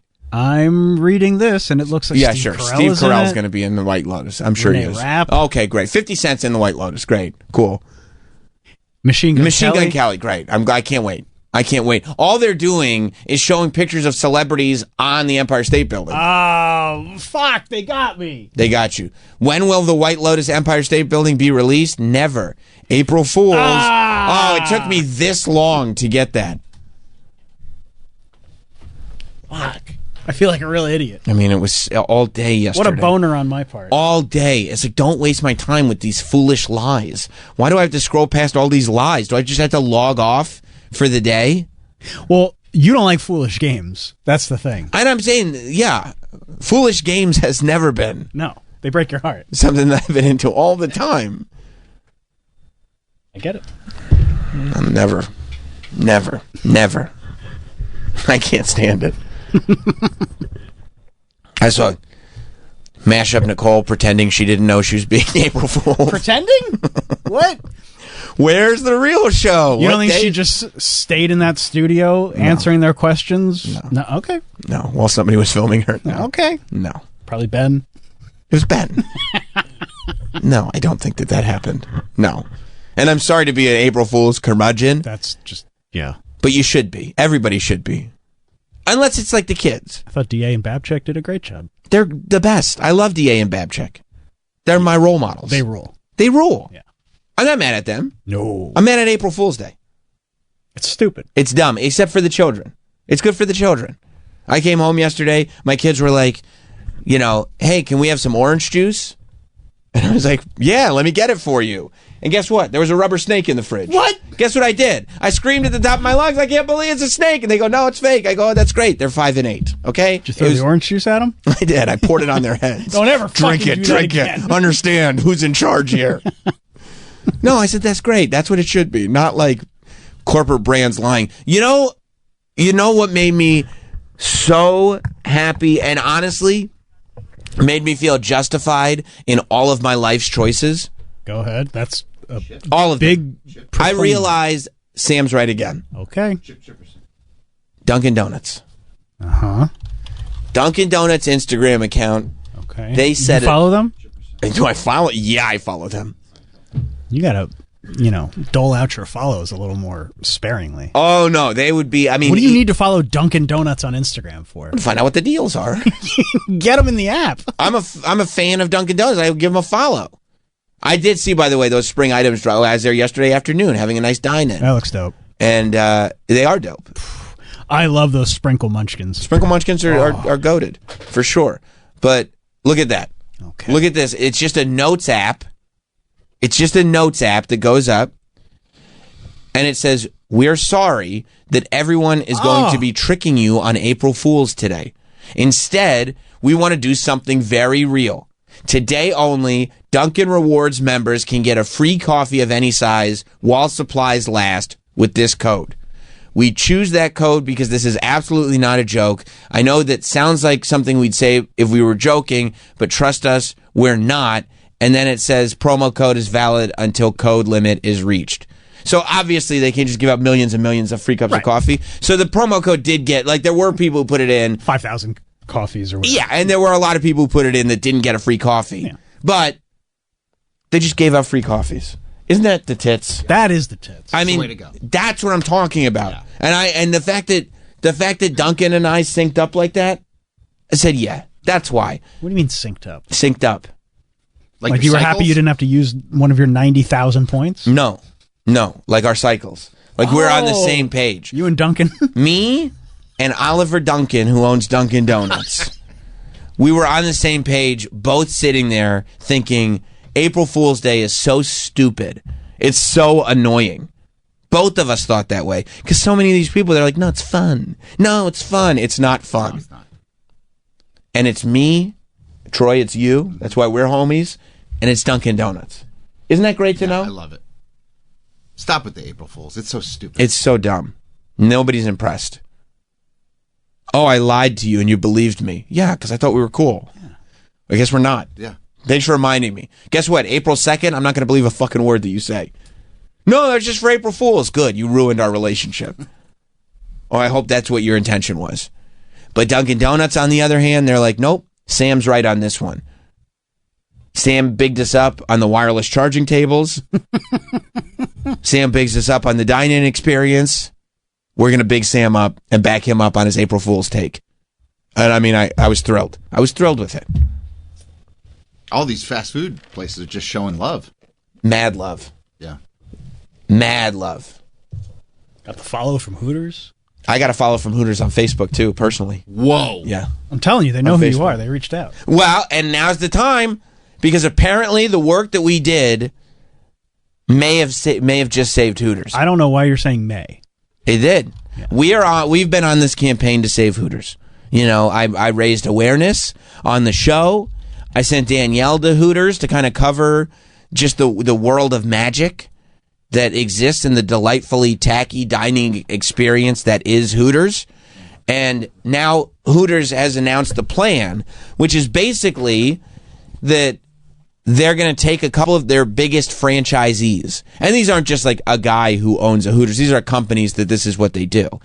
And the franchisees are going to, my understanding is, purchase the remaining company-owned Hooters restaurants. Okay. So that this will be a process in which, at the end of it, these top couple of franchisees will own Hooters. Like they're buying it up because they still see the benefit. They are boots on the ground Hooters people. Okay. So they're going to come in, I think, and buy Hooters, I guess, out of bankruptcy court or whatever it is, however they work it. But I think that's how, right now, they plan to save it. They said under the Hooters bankruptcy plan, 100 company-owned U.S. restaurants would be sold to a group of Hooters franchisees. The franchisees, who include Hooters founders, currently operate 14 of the 30 highest volume Hooters restaurants in the U.S. So, like, the founders of Hooters actually became franchisees, like a bigger company, like what happened to Barstool almost. Right. A bigger company came in, bought up Hooters, and the founders were like, honestly, like, let us just keep running these restaurants. Right? Like, and so there's a handful of restaurants that those private equity firms owned Hooters. Right. They're the worst. They're the worst because they're looking at the bottom line. They don't understand the spirit of the business that they own. No, they gut the business, Right. sell the real estate, and then everything's gone. They just take the pieces and what the value is. Yeah. Absolute worst. Yeah. And so, I mean, in this way, it's the people who actually have sweat equity, and it's under boob sweat equity in Hooters. Man, there's 305 Hooterses. That's good news. I like hearing that. The 290 are in Florida. Yeah. That's why it feels like, from where we're sitting, it doesn't feel like there's that many, but they are. I mean, wherever you are in Florida, there's one that's a stone's throw away. And there's half of those in Orlando. That's right. Most of them are Orlando. There's multiple in the same block. Yeah, well, there's a circle around the airport of all Hooters. Yeah, and they're all full. Packed to the gills. Yeah, so I'm very excited, and I don't know. I think they're going to try to rebrand a little bit. I think they don't want the ladies to think that they're not welcome. They are. Everyone's Everyone's welcome. Of course, but people don't know that. I think they're going to, because they started leaning more on the delightfully tacky part of Hooters. And if you go to a Hooters, you will see that it is delightfully tacky. But a lot of these ladies that didn't go to Hooters ever are like, that's the titty place, right? And you go, no, it's not the titty place. It's not the titty place. I mean, it doesn't help like that guy from Jersey was like, I like Hooters because the cheeks hang out of the shorts. Well, he was there for the asses, not the titties. Right. James, right. I think. James, classy James. Diversity. Right. No, he liked the ass. People do, yeah. But no, it's more about the delightfully tacky atmosphere. You get to go, you get to loosen up a little bit, just have a good time. Now, how do you make it more comfortable for women? Well, I mean, it's a good question, because you also don't want to lose. Guys? What, have dudes as servers? Yeah. No. I mean, that is something for the women. By the way, that is something that Travis would suggest. We're just spitballing ideas here. It's like how they got a Black Santa. Do you have any idea how many board meetings Travis is back? He's going to suggest more dudes. Here's what I'm thinking: guys in thongs. He keeps with nude stockings. We told you the last meeting we're not doing it. I know, but this is a different context. We don't even have to be talking about Hooters. That's my idea. Yeah, Travis. This is Wendy's. we don't even have servers. We're having a meeting after the show. Guess what my idea is? Yeah, so Jim McClure. I'm thinking. I think that's a great idea. Yeah. I mean, I think no more bikini days. You can't do bikini days anymore. You just can't. Why? Come on. No, because that really is. Everyone wears bikinis. You're the wrestlers you love. Troy says they wear bikinis. All wear bikinis. No, I told you it's not such a high cut. The bikini. I know what you're thinking of, but it's a bikini. It's a much higher cut. What you're thinking of in the trunk, but no, I think you can't do that anymore because bikinis are so titty focused and sometimes ass as well. Mike, to your point, but they wear the shorts. Though they're not even wearing bikini shorts at Hooters. They're like 80s shorts. Yeah. Well, I think 80s shorts are fine. They're fun. Okay, so maybe guys wear the 80s. Stop with the guys. Well, now he's in on it too. I'm trying to help. We're not doing guys. We're not doing guys. I'm trying to help Hooters stay in business. Yeah. We're not doing guys. If I got to give a little up to keep the Hooters, that's fine. No, we're not doing guys. Because the other thing about Hooters is you can't it's got to be a place where lonely old men go to flirt. You can still do that. But how are you going to get women in there? No woman wants to be around horny old guys. Well, they can't be horny. It has to be just flirtation. I saw James. Yeah, James was horny. I know, that's an issue. James was shot out of a cannon. You have to find a nice middle ground where you can just and I guess men aren't that good about that. No. Where you could just comfortably and innocently flirt without, going like, by the way, I'm erect. Like, you can't. I don't know if you would say that. James would. James would. For sure. You're right. James is wood. Yeah, I think you have to kind of bring back the innocence of it and realize we're all just having fun. You know what I mean? But just keep in mind the 80s innocence is different than this innocence. No, I know. The 80s innocence is like that movie Revenge of the Nerds, which is like anything in the 80s now. Well, it was like they did sexual assault in that movie, and it was like, it's just fun revenge. It was whimsical, though. Right. Whimsical. It was whimsical. Right. No, you're right. But I just think you can't do Bikini Day anymore. I don't think. All right. In the Bloomberg report, one of the people. What happened? Where'd it go? I'm so sorry. I want to see the Bloomberg report. I don't know. Oh my God. It was getting into the fact that there are still a lot of people that like. Oh, great! Now I gotta subscribe. Pay up, cheapskate. There are still this is YouTube. Oh my a lot of people that say like they can't bring significant others to Hooters, which that's the thing that you have to get past. Maybe we need to just normalize swinging. If we can culturally normalize swinging, you think it's a swinging thing? Then Hooters is not a big deal if swinging is normalized, right? That's right. Because it's like, I mean, we swing. Hooters is nothing. Okay, Neil Kiefer, who is the CEO of HCM Hospitality. Is he related to Kiefer Sutherland? He better be.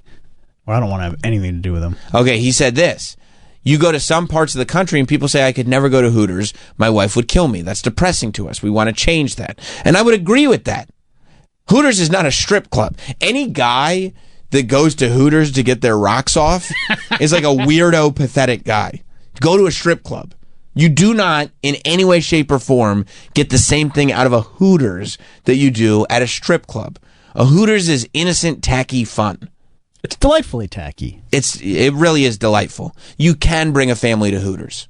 I don't know if I'd bring my family to Hooters. Hooters wouldn't let your family in. Why? What the fuck? My family's great. I know, but it's the dad. They'd say no. He suggested more dudes. He wouldn't like it in here anyway. The wife and the daughter can come in. They're probably going to have a great time. They look cool. Yeah. They like wangs. Yeah. Last time you and I were at Hooters. Father. Oh, yeah, he does. What were you going to say, I was saying, last time you and I were at Hooters, remember that there was a family there. Right. And they had all their luggage. They literally just came from the airport. In Orlando. Yeah. Yeah. You know whose idea that was. Of course. That's the culture, though, that we need to go okay, this is what we need to encourage. I mean, you can't go all the way like Applebee's, because like Applebee's isn't doing great. You know what I mean? You can't completely get away from it. You still have to have the you know, the orange shorts and the little t-shirts and everything, but like just everybody having fun, you know? It's a fun place. It's a place of fun and great food. I think people are just tired of these old chains, these old food chains. Chili's doing great. Is it? Are you sure? Yeah. I mean, just like in your world it is, but like, no. Is it like I watched a report. I watched a report, and you know I did because I watch weird stuff, where they said that Chili's is the exception. That like in this space where like these chain restaurants, like to your point, are not doing as well, Chili's ends up being the exception because there's something about Chili's that people still enjoy. Really? Yeah. Man, I'd love to know why. I think It's they have awesome. like weird like It's happy awesome. hour specials. I think that's why a lot of people Spicy go. Ritas. I feel like Applebee's would be like the one that survives. You know, you would think so, but but this is where my expertise shines. No, I could see you perked up. Applebee's has let their shit go. Really? Applebee's, I have not been into an Applebee's that has not been junky in a long time. Like the Applebee's are like now they're dirty, their menus aren't that great. Like I don't have great experiences in Applebee's anymore. Chili's, I have amazing experiences in. Hooters, I have unbelievable experiences in. What about a TGI Fridays? Do they you even don't exist see many anymore? of those anymore. You don't see them anymore because I don't know. There's just something about it that feels like, you know what I think it is? It's that work at home schedule. Friday isn't that big of a deal anymore. You know what I mean? Like everybody's working from home anyway, so it's almost like they're working for the weekend, but it starts on like I'm only in the office really Tuesday and Wednesday anyway, so I don't really need to go to TGI Fridays. Yeah, no, I don't think TGI Fridays is really it anymore. I think Outback is still strong. Where? Yeah, like I don't even know where you're seeing these. You gotta get out of the city. You gotta get. There's an Outback in Staten Island. We went once. It was empty. Was it empty? Yeah, that's a shame. Yeah, you go to these places. Most of these places yeah, are like empty. how are they staying open? Chili's isn't empty. You've had to wait for a table at Chili's? Well, that's a difference. There's a chasm between empty and waiting for a table. I mean, I'd rather go to like a Red Robin. Yum. Or a Bennigan's. Well, those are fun. I don't know how Bennigan's. Houlihan's I think is still I think open. Bennigan's out of business. Yeah, it is. Look again. It's Bennigan's. Yeah, I think Bennigan's is out of business. But like, there are a lot of places in this great country of ours where like going out to the Chili's with your family on a Friday is like we're gonna have a good meal. Oh, I would still do it. You know what I mean? I'm not against it. Absolutely. You think I'm against it? No, I know you're all about it. Pro. Yeah. Very pro. You're like, Jess, Chili's? She's like, no, we did that last week. I'm like, well, we're doing it again. Oh my God. I avoid. Wait till you guys hear this. No. Wait till you guys hear this. Right. So, Tony, super agent, my agent, Tony Burton, he wants to plan like a celebratory show dinner with the show getting signed. And with everyone? The list just is the host. The list is being discussed. Yeah, no. He goes just the two. So he wants to go on a date. Just the two of them. I go, what? Tony wants to go on a date with you. No. There is a multi-person dinner being discussed. Okay. Right. But the list is finite. And he go, well, sure. We have that's How being finite can it get? There's only 3 people. It's being discussed. There might be others who want to get in. Right. It's being discussed. So he goes, where do you want to go? And you guys know me, like in reality, I go wherever. I don't care. Yeah. And he goes, yeah, but we got to see if they have something you like. You're No, we good. don't. No, I'm fine. You're good. I go, to a steakhouse, you'll get the chicken. I go, every place has chicken. Yeah. And he goes, yeah, but what do you really like? I go, Tony, you can't ask me, what do I really like? Because what do I really like? We're going to the Chili's in the Palisades. And he's like, that's specific. I go, yeah, I love that restaurant. You but want like, all of us to drive out to the palace. but that's what I'm saying. I'm like, I don't want it. Like, that's not what I want. Like, I mean, can we get a party bus? Yeah, right. To like pick us all up at individual places? That's a great idea. I go, don't ask me what I want in my soul because I want to go to Chili's. But I'm fine anywhere. I mean, honestly, you want to stay home. That's honestly what I want. Like to go to the Stop and Shop, find frozen TGI Fridays appetizers, put them in the air fryer, and like finish White Lotus. I'm fine. Yeah. Honestly, I would bet none of us really care about going out. Like, what would I love to do? I love to get Uber Eats and watch 3 Dark Side of the Rings. That's what I would want to do to celebrate. Tell Tony. That's what I want to do. And he's like, oh, who do you want to come over? No one. No, you don't understand. Me, myself, and I. I go, no one. And Tony would go, just me? I go, no one, Tony. No one is no one. No one. No one. Honestly, take my wife and kids out. Yeah. You, Tony, go to dinner with my wife and kids. I'll stay home with my Uber Eats from Buffalo Wild Wings, and I'll watch 3 Dark Side of the Rings, and then bring them home. Like that would be the celebration. Like bring them home, bro. Paradise. It's nice that you're not expecting Jess to drive. No. You take bring them home. Then you bring them. Of course, Tony's going to drive. Load up all the car seats. Right. Don't ask me what I want. Like, what I want is not a proper celebration for people, and people should be able to celebrate. You're not going to want to hear what I want. Right. And Troy and I would fuck with the Chili's, though. I know you would. I know you would, but you'd be like, really? Like, I absolutely would not be like, really. But you tease me. I prefer a Buffalo Wild Wings. That I can make happen. But I go, no, Tony, just pick a place. Pick a nice place. Like, I'll find something. Don't worry about me. And he goes, but this is I go, Tony, if you're asking me what I want, it's Chili's. I'm the wrong person to ask. I understand it's for me, but, don't worry about me. He's going to pick like Ruth's Chris or something. Bro, I'm talking to my wife about it. She goes, Sam, you have to clarify with him. I go, what do you mean? She goes, he's going to think that it's going to be a nice thing to do to actually do Chili's. You have to clarify with it. I go, no, I'm not going to clarify. She goes, I want to go, and I never get to leave the house because of these kids. I do not want to go to Chili's. She doesn't want to go to Chili's? And I go, why? It's great. And she goes, I want one dinner. That's all I want. I go, well, whatever. It's whatever. It's a celebration. It's a real thing. And she goes, okay. And then literally this week, he's like, Tony calls me and he goes, it's a funny thing. There's no Chili's in Manhattan. And I go, oh my God, she was right. He's been looking into Chili's. Of course he has. And he goes, he's there to please. He's doing the right thing. And he goes, you wouldn't want to bring everybody to Paramus, would you? And I go, Tony, you can't do Chili's. You got to pick something else. Again, you can't. If we get a party bus with everybody being picked up individually. Yeah, Route 17, Bergen County. Yeah. Stop by Romantic Depot afterwards. Mike's kind of psyched because he can just meet us there. It's around the corner. I go, you can't. I go, you got to pick. So now he is picking a nice place. And I go, I told my wife, I was like, just so you know. But I do want you to know, we were within a hair.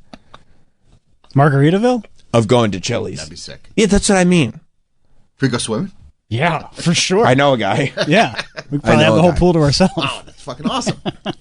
Yeah, so there is a show dinner on the horizon. And you guys can thank me. It will be nice. Not Chili's. I'm not. What do you look at me? You think I'm a nice restaurant person? If you said Chili's, I'd be like, let's do it. Yeah, That's let's fun. go. I know you would. I know it is funny, but you'd like a nice dinner. I don't care. Okay. I'm just if I'm one of the people invited, you didn't say I was. Nice dinner is fine. I didn't say it. 2 for $25 is fine. By the way, it hasn't been decided who's going to be invited. Okay. So everybody keep that in mind. And I'm glad I brought this up. It hasn't been decided who's invited. Okay. So everybody needs to mind your P's and Q's. Or I'll just probably still do whatever I do. Okay, well, guess what? I'm eating dinner either way. Well, yeah, but if you're not at this dinner, it's going to bode poorly for the future. Oh, what are you going to talk about me? No, we're going to plan the future. And if you're not part of the plan, you're not part of the plan. You know what I'm saying, right, Troy? Absolutely. You want to be there, don't you? I'd love to be, but, right. And I'm, whatever it is. That's the attitude. You'd love to be there, but you understand. I'm not making the choice. But if I am invited, I will be grateful to be there. Whereas this one is like... he doesn't give a shit. If I'm not part of the future, I'll reach out to Oliver Stone. He'll find something else for me. Roger Stone's got nothing for you. Here, son, iron these zoot suits. Yeah. I mean, look. If it were up to me, it's like, okay, I can get us a table at a Dunkin'. No problem. Don't even worry about having your phone charged. Right. Yeah, we just put them down. Put them down on the table. We'll get bacon, egg, and cheeses for the boys. I'd be fine with a Dunkin', especially since they got the sprinkle. They do. Munchkins now? We get a bucket of Munchkins for the table. Yeah. You guys are real ones. Let's take a break. We got a lot to do today. Paul Walter Hauser is going to be coming in, which I'm very, very excited about. Love Paul Walter Hauser. He's got a new movie about the guy who figured out pressure luck and won like $100,000, which is a great story. Maybe we'll talk about that a little bit. We'll be back after this. Stay there. We will be right back with Sam Roberts Show.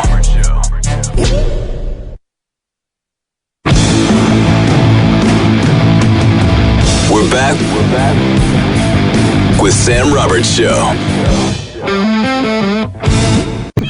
A bunch of Slugworths on that team, huh? Yeah, that's right. Getting up there, knocking it out of the park. What'd they say? Opening day or whatever it was. It was the most home runs hit in a single game, or tied the record or something like that. I don't know if it was opening day. It may have been the second game where they hit 9 home runs. Yeah, that first week. Yeah. And all because the players are just better. They're just stronger players. That's sick, dude. They're using Wonder Bat. What? No. Yeah. I think it's the players. No, remember that bat that Homer used? Yeah, that's right. That's right. Yeah, the torpedo bats. I'm so fucking sick of this already. Sick of the story or the use of torpedo bats? The story. I gotcha. It's so dumb. Why? Because they uncircumcised the bats? They're not even the first team to use them. Just nobody gave a shit until they hit 9 home runs one day because some of the players were using them. It's so stupid. Wow, the Yankee haters are saying it's the bats. It's not even the Yankees that are using them. The other players on the Orioles are using them. Who gives a fuck? Wow, just because the Orioles can't hit home runs regardless of if they're using the cheating bats or not. Orioles are hitting dingers. I haven't seen one dinger. Well, they gave them the fake bats and they still couldn't hit dingers. Meanwhile, the Yankees are out here setting records. The Bronx Bombers are bombing again. That's what they say. I'm auditioning. What's his name? Only has old sandwich ointment. Only has a few years left. I'm taking. Yeah, he's got to go at some point. I'm next. The Bronx Bombers are bombing again. Yankees bats set another. Why are they saying that? The Yankees, they should say, not the Yankees bats, set another historic record with 4 more homers. This was Sunday. This was on Sunday, 12-3, battering of the Brewers. Maybe the Brewers just suck. Okay, that's really funny that you say that because they do. That's what I'm saying. So why are they saying this? And why the team that played them 2 days ago scored 9 runs against them. And what bats did they use? Maybe a torpedo bat? Fat bats? Is that what they're calling them? Yeah. Fat bats? They're like the fatheads, but they're for bats. So the Yankees haters will have you believe that the Yankees are hitting dingers because they got fat bats. So these torpedo bats, they're not illegal, by the way. No. They have passed all regulations. I believe Jonah Hill from Moneyball discovered them. It's just the traditionalists are all up in arms. They don't look like our normal bats. I don't even know if it's traditionalists because I'm a traditionalist. My dad's a traditionalist, and neither of us give a fuck. I think it's these people who just hate the Yankees that are just responding this way. They're slightly fatter on the top. And that's what women like anyway, when it's very, very skinny but still fat on the top. I've heard it's fine anyway. Either way, And actually, smaller bats are preferred. That's right. That's right. Because, the big ones are uncomfortable. Yeah. Yeah. Yeah, they just... Nobody actually likes that. I think it's smart. So what they basically... I'm fine with it. The torpedo bat, which I love... If anything that gives us more dingers, By the way, pro. We're so off the deep end because DraftKings and FanDuel now are listing players who use torpedo bats. That's great. It's such a fucking... That's great. That's what they should do. So lost. That's what they should do. Well, what's great, that way even people who don't even know what the fuck they're talking about can present an opinion on it. Can lose money. And we can all lose money together now because it makes all the difference. I don't even know who this player is, but if he's got a torpedo bat, I'm going to imagine 4 or 5 dingers easy. A game. That's what I was thinking. So they take the traditional baseball bat. They use the same amount of wood, except they make it so that it stays skinny longer at the base, and that there's more. It gets thicker.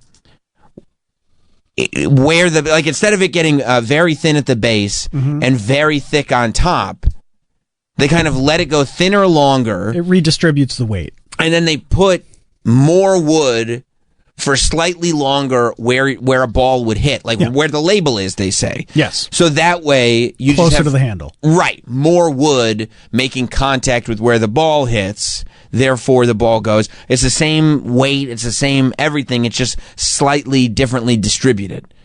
So it does kind of look like, a skinny, uncircumcised penis a little bit. To me, it's smart.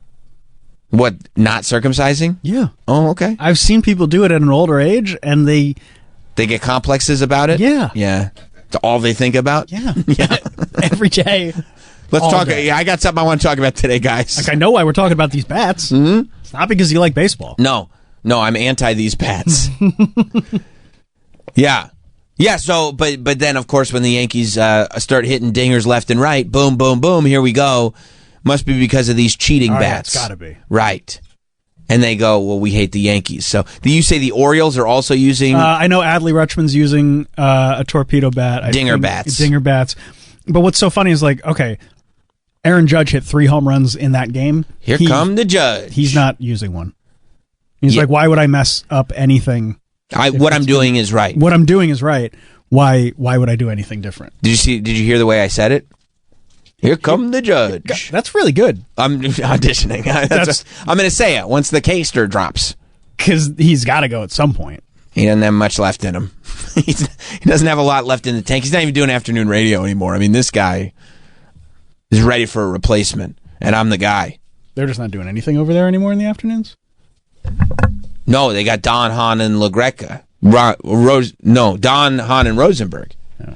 Right? LaGreca is the Don. Don, Hahn, Rose. I don't think you know what you're talking about. It's those 3 guys. Those 3 guys are on in the afternoon. You say so.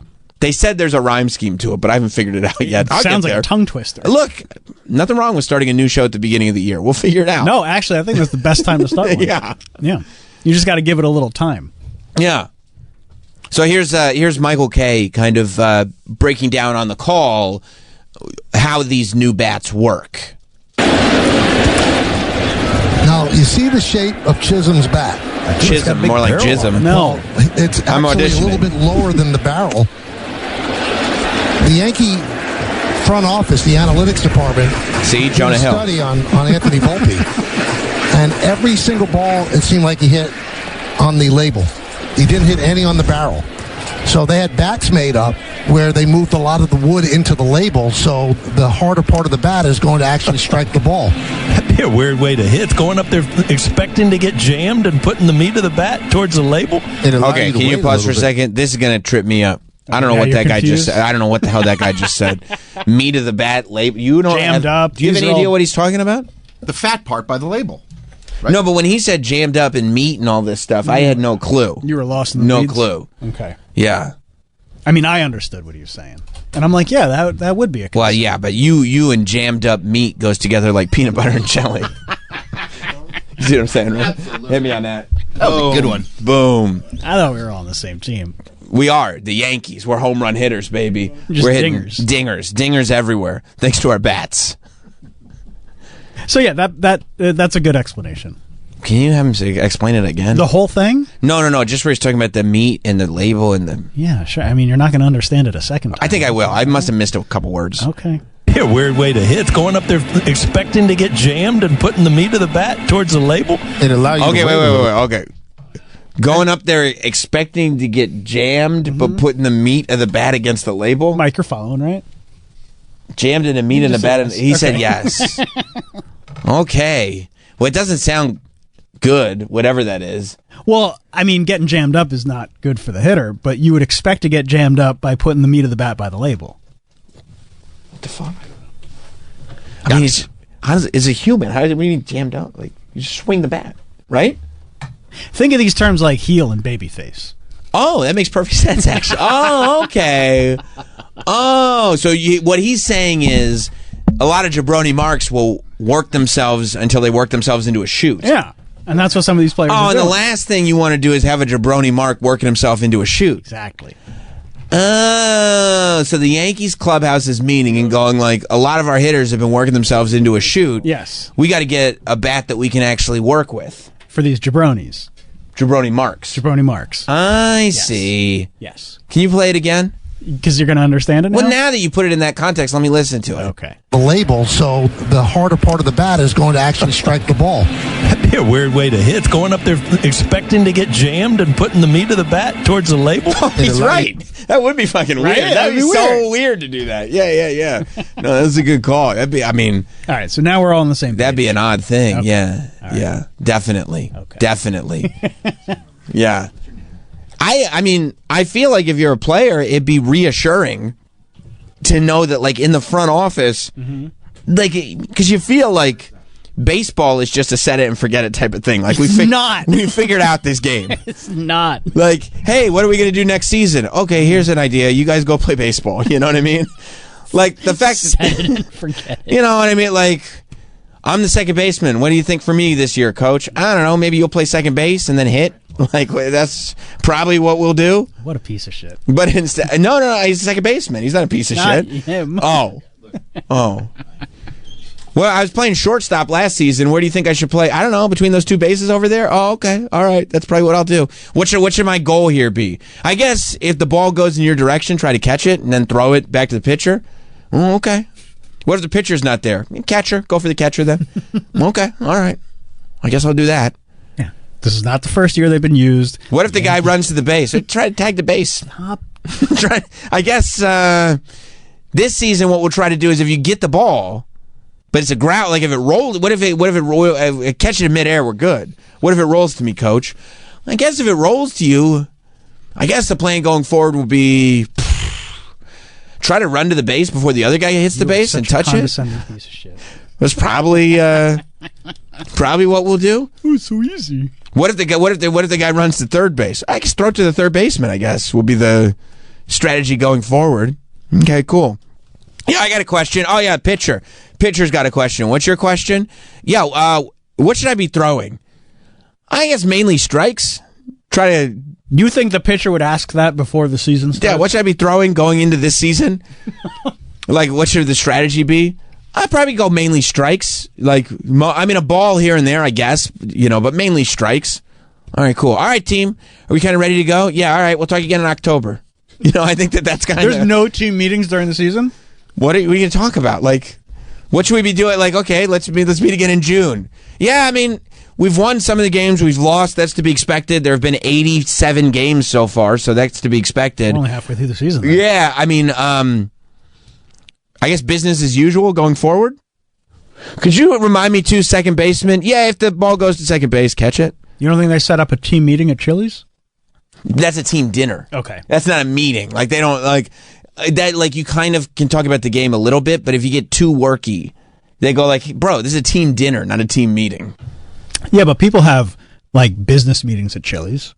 Well, yeah, but they don't, it's like, they go to Chili's, like, yeah, I'll have the boneless wings. Oh, okay, cool. Anyway, before the waiter gets back, for hitting, what should we be doing? Well, I guess try to hit a home run. If you can't, a triple would be nice. Double's okay. I don't know why any of these players would be asking, what am I supposed to be doing? Well, otherwise, what is the coach going to be there for? But it's not like Mike comes in every day and he's like, what am I doing today? Well, we're not having meetings. You know what I mean? I was like, hey, Mike, don't forget to run the board, okay? Like, were you going to do that anyway? It's all here on the checklist. Right. So I go by the checklist. That's what I figure. Like, once you have the checklist, you're kind of good to go. So that's why I say set it and forget it. Unless there's a deviation from the checklist. And I'll let you know.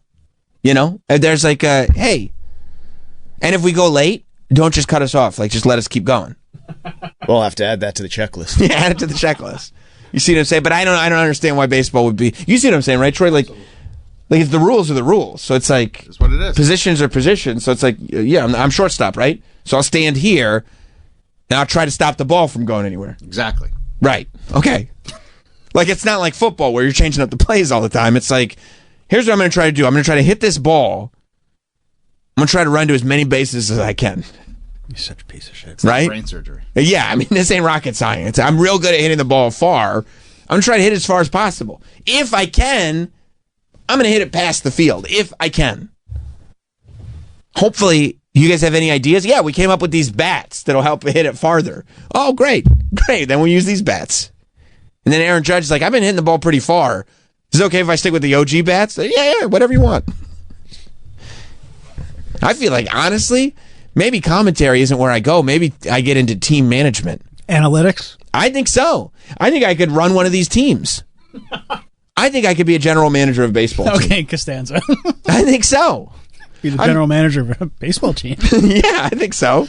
It doesn't seem that tough. Hey, why haven't we been winning more games? We suck. That's why Brian Cashman's had that job for like 30 years. Yeah. It's not hard. Anybody can do it. They set up the rules. I don't understand what else there is. Set it and forget it. That's it. I don't know. Should we wear helmets? Yeah, I think so. You don't want to catch a ball in the head, Cotton uniforms. Yeah, I get the uniforms going. Pitcher, is your arm tired? Yeah, my arm's a little tired. All right, send in the other pitcher then. You know what I mean? It's like, what else are we doing? I'm done with this. Hey, I'm not that fast a runner, but I'm a pretty good hitter. All right, you pinch hit. We'll send this guy out to run your bases for you. You know what I mean? Like, whatever. Okay, fine. What color uniform should we wear? Are we at home or are we away? Like, hey guys, I'm the team manager. I was thinking since we're in Baltimore and we're the Yankees, why don't you wear the gray jerseys? Oh, okay. Okay. You think they bring both and just decide? Yeah. That's what the managers. Yeah, wear the gray jerseys. We're away. Okay. Yeah. All right. It's like a woman when she holds up 2 dresses. She's like, which one? Right. Gray. We're away. Oh, okay. Yeah. Okay. Just hey, Aaron Judge, throw me your jersey. I'm gonna cut it up, put on some Topps cards. Okay. All right. Who's that? The CEO of Fanatics? Yeah.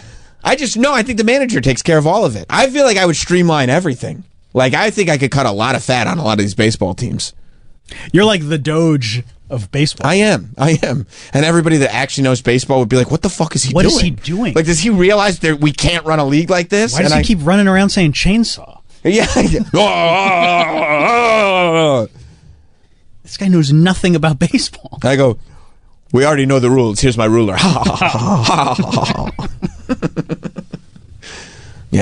Yeah, so, All right, torpedo bats. Torpedo bats it is. I would honestly start using those hollow plastic bats just to really send them. Because not only wiffle ball bats? Yeah, not only can you send them far, but they make that cool bonk sound when they hit. The bat's going to just break every time.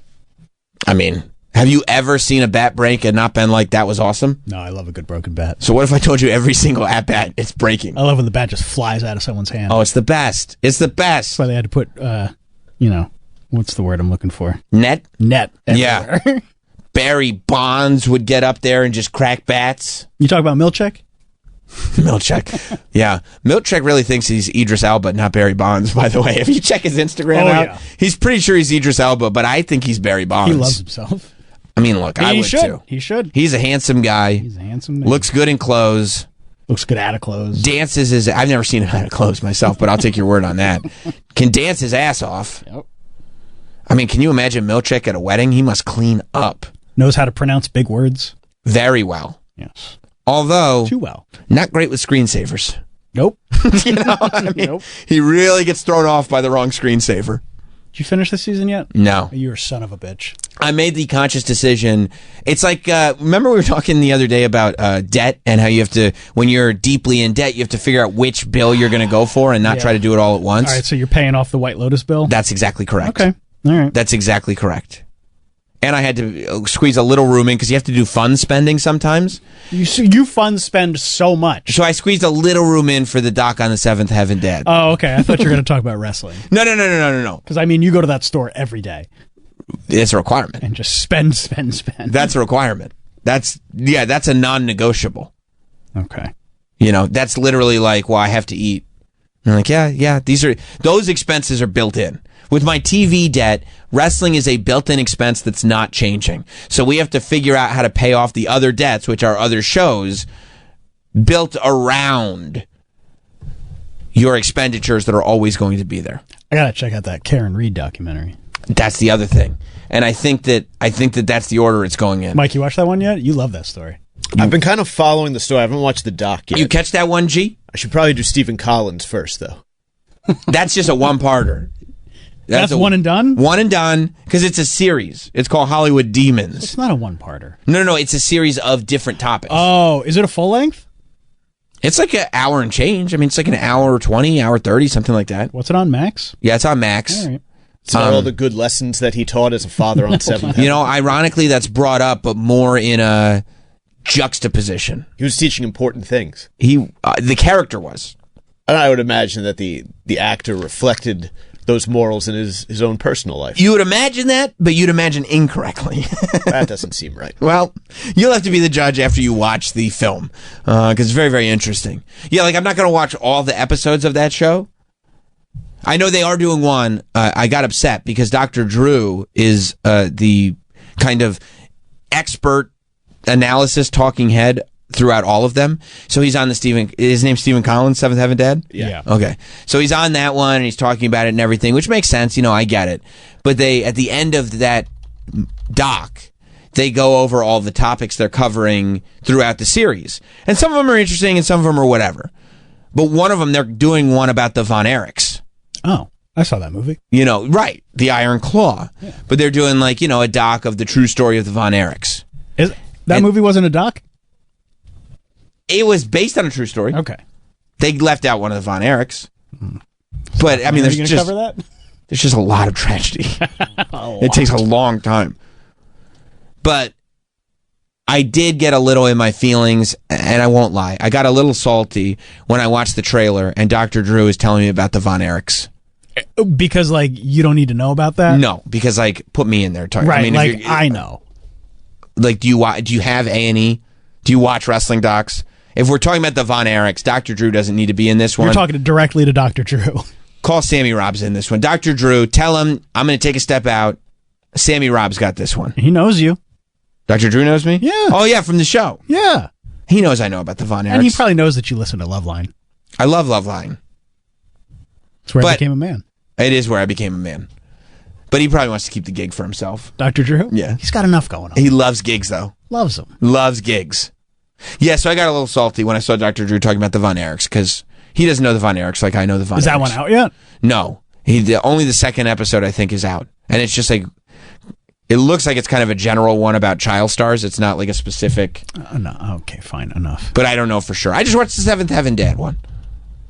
And it was really not great for the Seventh Heaven Dad. He came off bad. Very poorly. Okay. He insists he was not attracted to children. He was. Yet admits to doing something terribly wrong. That seems like... Multiple things terribly wrong, by the way. Oh, did they catch him? There was an episode where he told the kids not to smoke pot. Did they catch him with some reefer? Again, I think you're conflating the character of the Reverend Camden with Stephen Collins himself, the actor. No, Stephen Collins, the actor... Not a drug user. I don't believe he was a drug user. Thank God. Yeah, you got to let me finish these sentences. You're going to be hard. No, he was inappropriate with children. Well, I don't understand. No, I know. Yeah, I mean, it's rough. And then they have a couple of actors on the thing. So, is Stephen Collins one of them? Because I know he's an actor. Stephen Collins did not participate in the doc. Oh. I don't know why. Would have been a good gig. Would have been a great gig. He's not getting a lot right now. If he was I will not talk in the documentary, but if you need one of those actors who reenact scenes, I'll do the reenactments. I'm good. Mm-hmm. Now, are these actors who are accusing him of inappropriate behavior? No. Okay. Because they could just be acting. They could be, but they're not actors, so they're probably not.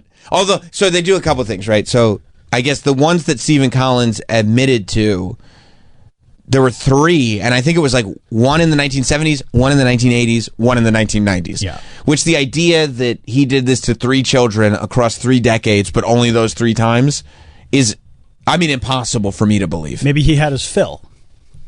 1 per decade? Yeah.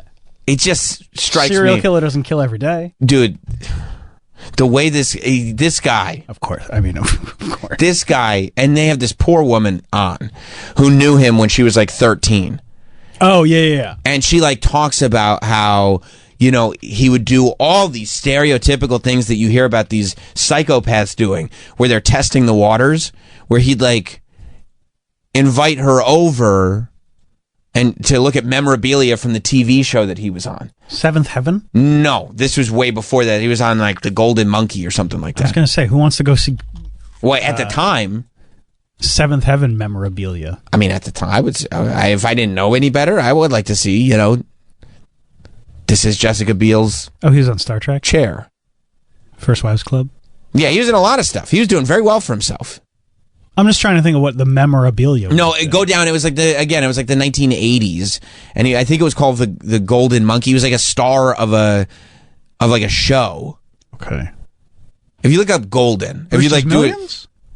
Brewster's Millions is good. There it is. Tales of the Gold Monkey. Tales of the Gold Monkey, and it was a season or 2, but it was big enough that. And he was he's the face of it. He's the star. He's got a captain's hat on, And he looks exactly the same. So he must be the star. He's a star. He's the captain.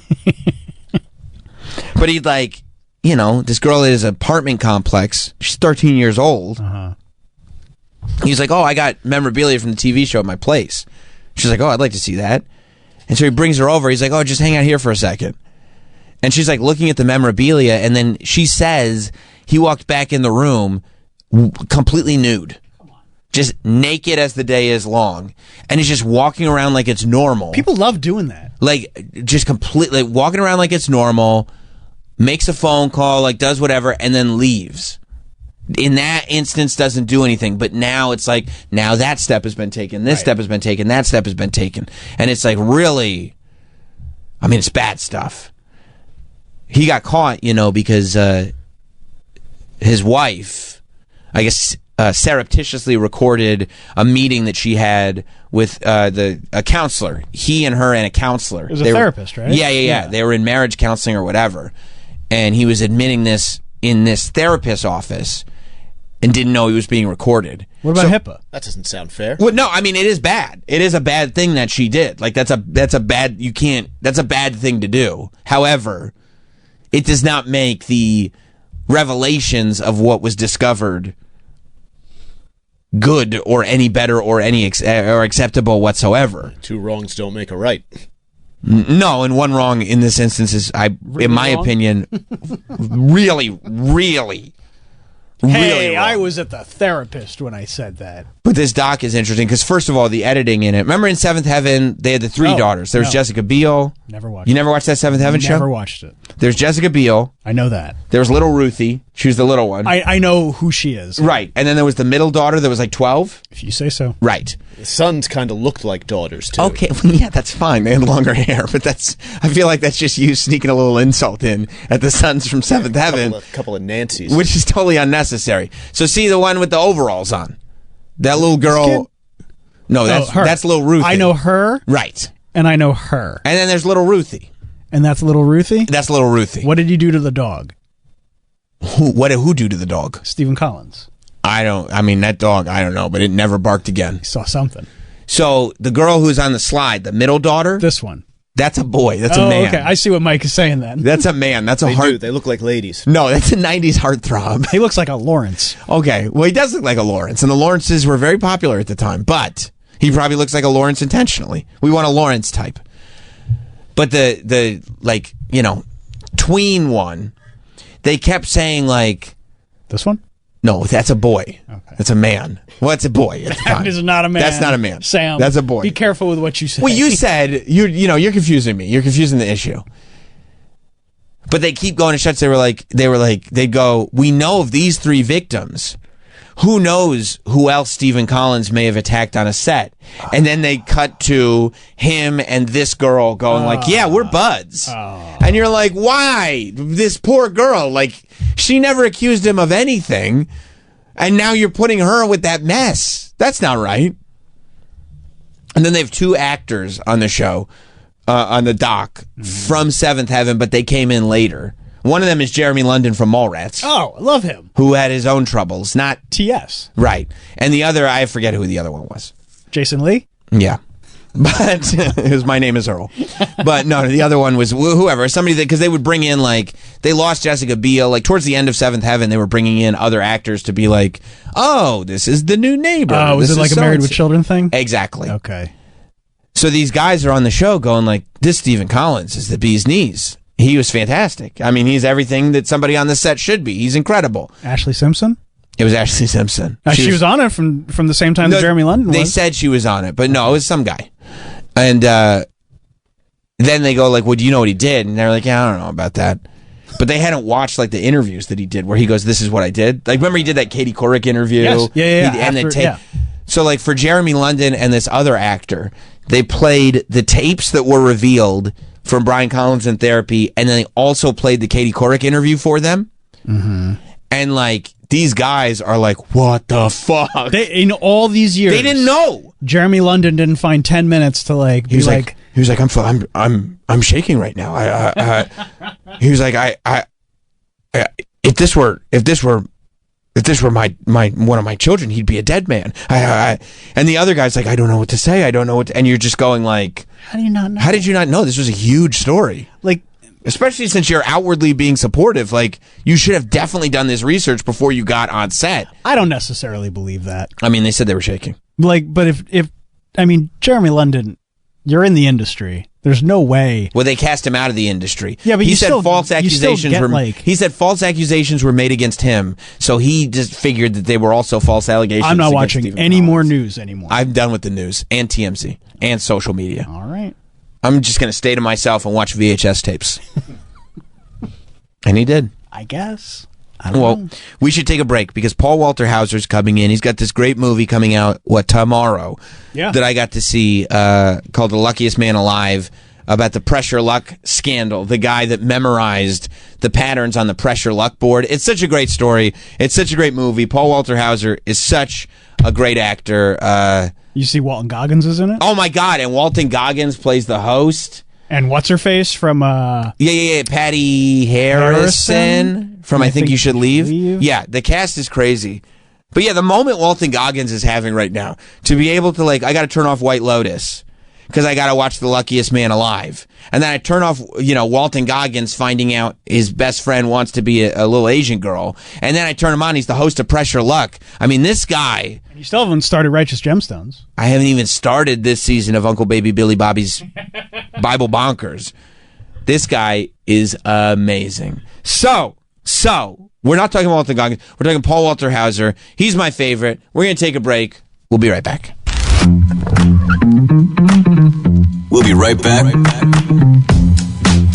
with Sam Roberts Show. Thanks for seeing me this soon after our last hangout. It feels good, man. Thanks for having me in. Yeah, usually you have to come through here and then you end up in the basement some way or another. You went in reverse. Yeah, you went basement first. It's that scene in Zodiac where Jake Gyllenhaal goes in Charlie Fleischer's basement and thinks he's going to be killed. That's kind that's of your vibe. basement, and it's even more alluring because it's filled with things I love, like sneakers and toys, sneakers and wrestling posters. toys. Yeah, and you embraced my dog too. Yeah. Oh God, that dog was a real lover, not a fighter. Not a fighter at all. She's got a big bark, but she was awesome. Yeah. But man, I'm happy for you as always. I feel like every time I turn around, you've got something else happening right now. You're in a lot. Like, not only are you in a lot, but there's a lot that keeps kind of coming out. Did you have a period of time where you were working a ton and now it's all kind of... That's kind of how it happens sometimes. Yeah. I remember I'm a big Michael Shannon fan. Yeah. New Yorker here.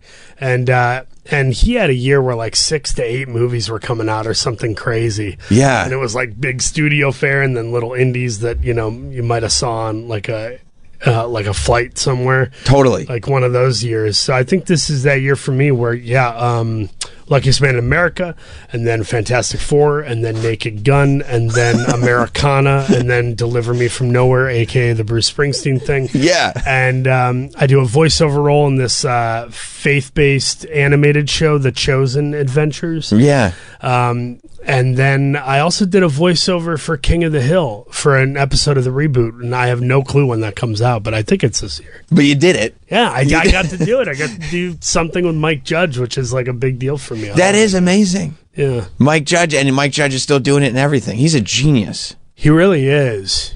I even as lesser known films like Extract or something with Jason Bateman, there's so many funny parts and he gets the coolest people to act in his movies. Yeah. Were you a movie geek forever and that's how you found acting, or once you got into acting was it more I'm just going to surround myself with this? It's funny. It was kind of I was my first love was professional wrestling. Then it was actually music, just because the radio was, especially traditional radio, is such a big deal growing up. Every day in the car you listen to the radio.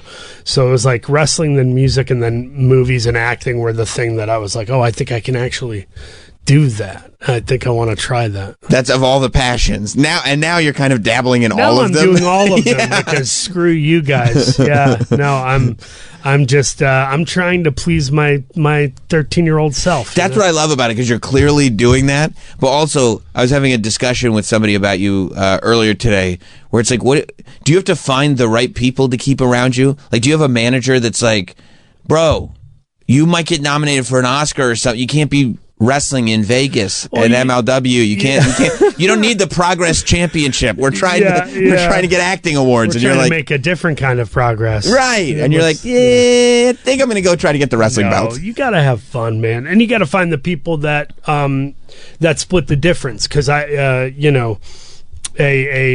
person who lacks advisors is often not very wise. So it's good to have that team, but also have people that give you a leash, I suppose. Right? They can yank it when it's truly necessary, or they can be like, let them. We don't have to put a shock collar on him, at least. Yeah. I'm not to that point yet, but yeah, no, I got MLW this Saturday in Long Beach, California. That's going to be a blast. I got my first match with Progress out of the UK in Vegas on April the 17th? Sure. Which is, WrestleMania week. Yeah. Just being WrestleMania adjacent feels cool. Yeah. Yeah, and it is kind of even cooler that it's like, oh, there's a big celebrity doing WrestleMania matches. No. WrestleMania adjacent matches, like on the indie shows. There's 750 people drunk and sweaty in Vegas, yeah. That's the way wrestling should be, though. Yeah, I mean, my best memories of live wrestling are I went to 2 PWG shows in Reseda, California, and I've never had more fun than that. They were the best. That was the best. They were the best. I'm happy that you're in to promote The Luckiest Man in America, because I've been obsessed with the story of this dude. Did you know this story? 100%. I didn't even know this story. I just knew I was like a fan of the show in syndication. I used to watch Press Your Luck. Me too. Yeah. Me too. Like growing up, when it would come on, I think it was on like USA in the afternoons or something like that. I always loved Press Your Luck. And then it was much later when I found out, because I think I saw one of the documentaries. Well, that's folks on the street were coming up to me saying, like, I watched that documentary. I guess there's one or two of them, and people were it's got a little following. It's got a little because it's true crime vibe to it, where people are really interested. It's cool because it's such an amazing story. I mean, it's the story of the guy who figured out the Press Your Luck patterns just by recording the shows and watching them on VHS over and over again. But he went in and took them for like $100,000 in 1984 money. I think adjusted for inflation, it's almost like $350K or something. Which they were trying to give out like $6,000 or $7,000. Like they weren't trying to drop. No, this wasn't Regis money. This was like Wheel of Fortune money. Yeah, and they also were not like. Back then there were so few viewing options that every show was fairly successful. If you were on TV, you're getting millions of viewers. Sure. But they still weren't it wasn't like Dallas or something. It wasn't like the biggest show on television. So to lose that kind of money was a bit of a stark realization for everybody and led to that kind of, everybody running around like chickens with their heads cut off trying to figure out A, how did he do it? Yeah. B, what is our response to it? And C, what do we have to do now that this is a reality that people might be figuring out the pattern? What must we do? And it's like, well, you need more than 5. That's a weak algorithm. That's not a very good algorithm. Yeah, that's a really funny scene in the movie when they realize 5? You did it. 5 is the number of patterns. Oh, were you able to watch it? Oh yeah. Oh, good, man. Absolutely. Yeah. It. That's cool, you guys. I appreciate that. It's always more fun when the person you're talking to has done the homework and seen the for thing. Sure. Some people are just like, so what does it feel like to be the luckiest man in America? And I'm like, clearly you didn't do any research. So he got lucky and won the game show? Is that it? Are you a game show fan? Do you like having empty conversations? No, but I think that it's so great because, and I think everybody kind of roots for this dude because he's a regular human being, but also he didn't, in my mind, he didn't cheat. He figured out that the network, this big company that is bigger than any of us humans, had a flaw. And he was like, wait, I can outsmart the machine. Yeah, I think, and I think in a different life, that guy, the real guy, Michael Larson, would have been one of those reformed con men, like Frank Abagnale Jr. that DiCaprio played in Catch Me If You Can, where it's like, oh, the FBI can now recruit you, or you can do some sort of good with this type of mischievous, tactic or knowledge. And I think his story did not go that way. We capture the fun part. This was like one of the more honest days of work he ever had in his life versus what he did in the future. But I do think there's something fun about like the underdog and people who can game the system in a way that isn't technically illegal. I mean, if you told me, hey, this outlet store that sells, say sportswear, and I know Paul loves vintage basketball jerseys, they have a coupon code, but they're also doing a Thanksgiving week Black Friday sale.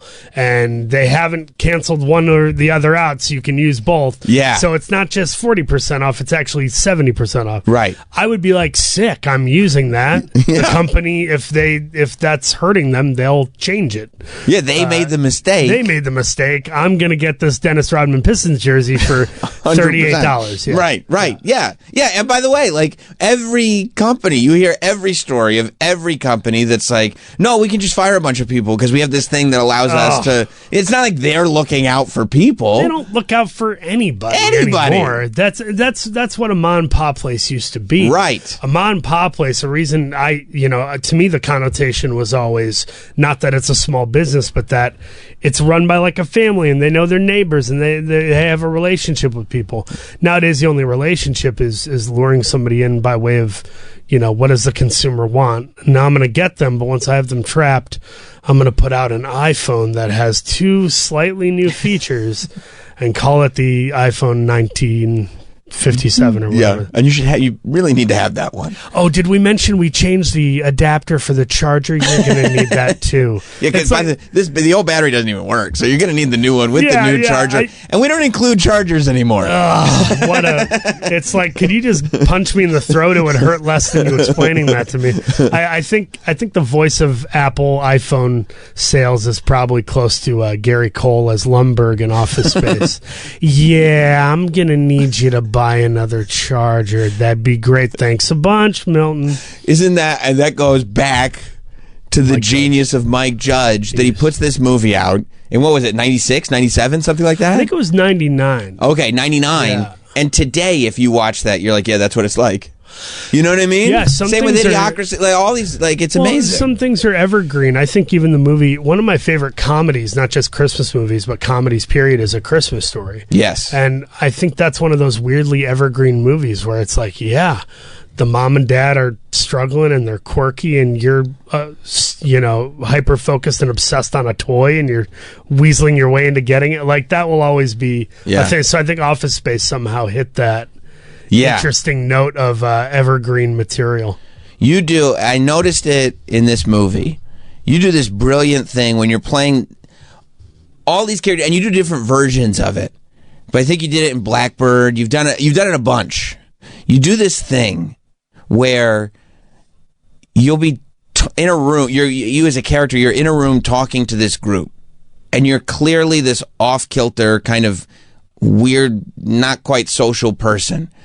But you do this thing where you laugh, and you laugh in a way at your own joke, where it's as if everybody in the room is in on this joke, and nobody in the room is in on the joke. And that little laugh that I picked up on, I said, that's it. Like, it says so much about who this person is and how disconnected. You're very observant then, because I don't know that I've fully grasped that I do that. You do. It may be, it is likely unconscious, but I suppose the through line for the characters that all do that is probably the idea of not being self-aware. Right? Yes, 100%. I think that's part of what tickles me so much when I watch I Think You Should Leave or any Tim Robinson humor, is a lot of his characters are lacking in self-awareness, and they're kind of like, this is my offering to the atmosphere in the room, this is my conversation. And it's just like, it's kind of like it's something someone picks out of the bite of food rather than saying, oh, there's garlic in this. It's like, why the hell is there cumin? You know, that's kind of the reality of his, his disposition in those places. So I thankfully I get to play fun characters that kind of are those people. Okay, where do you fit in? I do say thankfully because I think I'd be bored with doing just regular stuff. Like I'm trying to think of other actors who do movies that I would be like, I don't want to do that. I guess it's not easy to be Glenn Powell in the sense that you are going to get a lot of offers where it's like, can you be super attractive and move this story forward, and we'll believe that you can do this thing. Like I like the Michael Shannons, the Sam Rockwells, the Paul Giamattis. Like William H. Macy's. Yeah, yeah. 20 years from now, I'm going to want to do more of a Paul Giamatti and Holdovers role than I would want to do like, I can't play Michael Clayton. Right.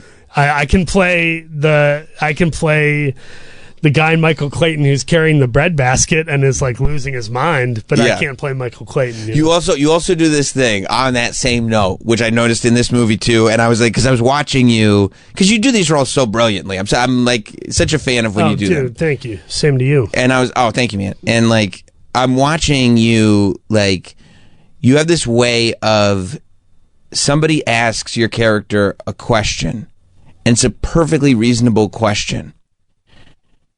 But you don't want that question to be asked to you. You answer it, but you answer it in this like almost aggressive, annoyed cadence that you did not have before that question was asked.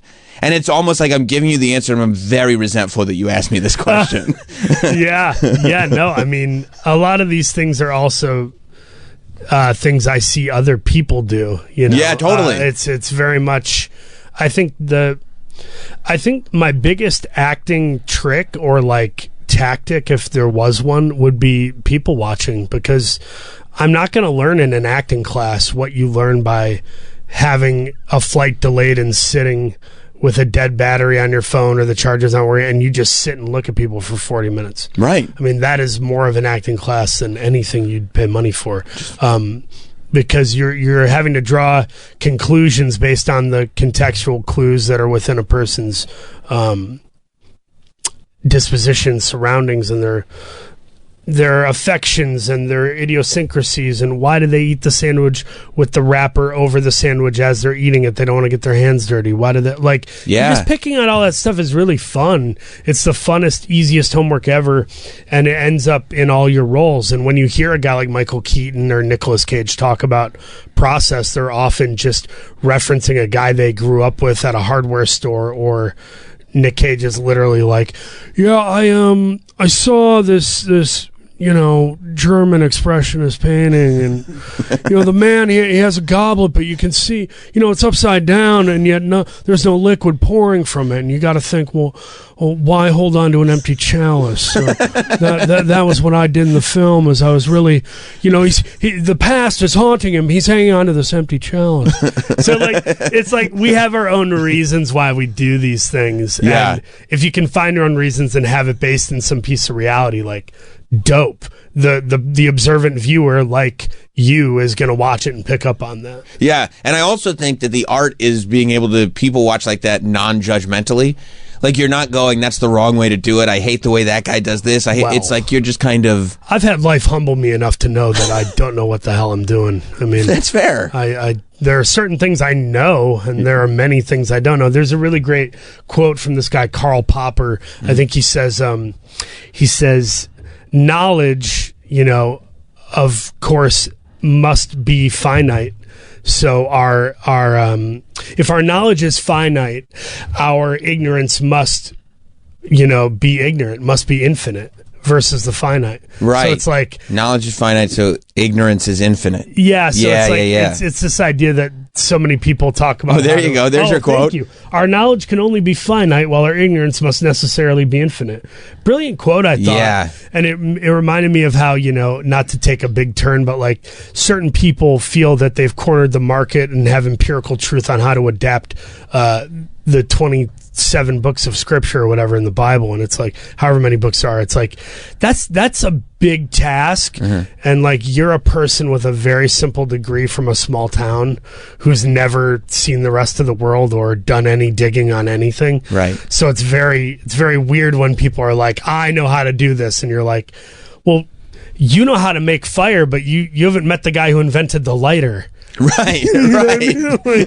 Like that's yeah, I think that's interesting. Where do you fit into the I think you should leave universe? Because I got very excited when I saw Patty Harrison was in this movie. Oh yeah, man! As soon as I by the see her, way- I'm obsessed with her. And she's worthy of way more screen time. I wish to God she had 3 monologues. She's of all the I've been doing this 15 years. Yeah. She is the number one person more than anybody. And I've worked with some funny people: Charlie Day, Vince Vaughn, Tiffany Haddish, all these people.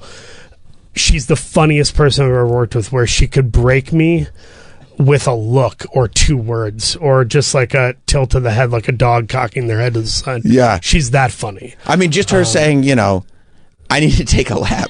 Yeah. Like that. It's like, what? Yeah. She's brilliant, man. I hope I get to work with her way more. But she's so funny. You also popped up, though, what was it, season? I was on the after party with Sam Richardson also. Right. So I have a couple connections to the I Think You Should Leave realm. Yeah. By the way, R.I.P. shout out to Biff Whiff. Rest in peace. AKA Santa Claus, AKA Shirt Brother. Shirt Brother. But yeah, no, anytime even if I see somebody in a commercial, I immediately know if they were in a sketch. Yeah. For I Think You Should Leave, and I get excited. Like, I'd be more starstruck running into somebody from an I Think You Should Leave sketch than I would, Brad Pitt. So even though you're in one. Oh, yeah, I'm still a fanboy, man. It's like Yeah. wrestling. It's like wrestling. How do you Certain things you fan out on. But that's so great that you're able to maintain it and also not be ashamed of it. That, like, some people feel like, well, if I reach a certain level of success, I shouldn't be a fan anymore because now I'm that person. I mean, Cody Rhodes and John Cena just did a whole promo about it. Oh, by the way, brilliant. John, that's the best promo I've seen John Cena do in over 20 years of wrestling career. Yeah. He's just never been better than he was the other night, and I'm so glad he turned it up too, because I was Yes. worried. He was kind of muted initially, and he kind of really came into his own and really amplified the anticipation for that match. Yeah. But no, as far as being a fan, by the way, props to Cody too. One of the greatest promos of all time is Cody Rhodes, whether anybody wants to admit it or not. Mm-hmm. He's not in the shadow of his dad. He's a killer promo just like his dad. But what I wanted to say about being a fan is most of the people that I meet that I end up liking who are at a high level, who are way more famous than me, they are also big fans of stuff. And they dole that out in a real way, not they're not trying to be school of cool. Yeah, I think when I meet people that aren't some kind of mega fan of something, I'm kind of like, what? Like, why do you do this? Yeah, what are you doing? What brought you into this? Yeah, Money? yeah. Oh, exactly. you're attractive? Tight. got it. You're attractive and you can memorize lines. Right on. Cool story. You got your Chris Farley shirt on today. Yeah, this company, Roosevelt, I think they spell it RSVLT or something. They take out some of the vowels or whatever. Mm-hmm. I just hit them up and was like, hey, man, could you send me some shirts and I'll wear them on Instagram and promote you guys? They sent me some nice stuff like a Macho Man shirt and a Happy Gilmore shirt. But this, I didn't even order this. They sent me this as if to say, like wink at me and say, you're doing the movie, congrats. And so I decided to wear it while I do press today. Because you haven't started filming the movie, correct? No. We have a screenplay from Neustadter and Weber, the team behind 500 Days of Summer, Daisy Jones and the Six. Oh, wow. Spectacular Now, Disaster Artist. I mean, these guys are sharp. Yeah. And they wrote a great screenplay. We're just waiting on Warner Brothers to give it the green light, which Warner Brothers is in an interesting place right now. I don't know if we're getting a green light right away. Sure.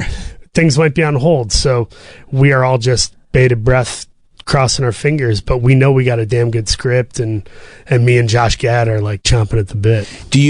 That must be very difficult, or maybe you're used to it now as an actor, to, like, in your head to some level, like, you realize, like, playing Chris Farley is a thing. Like, there's a path to play Chris Farley. Now we've got this movie, all we're waiting for is this green light. Yeah. Do you get in your head of how am I going to play this larger than life human being, or do you not think about it until it's time to deflection? Yeah, I totally throw it out of sight, out of mind until I absolutely have to do it. I cross the bridge when I come to it, because if I started practicing now and doing the Hemsworth Hulk Hogan thing, where it's like, I'm gonna get ready for this, brother,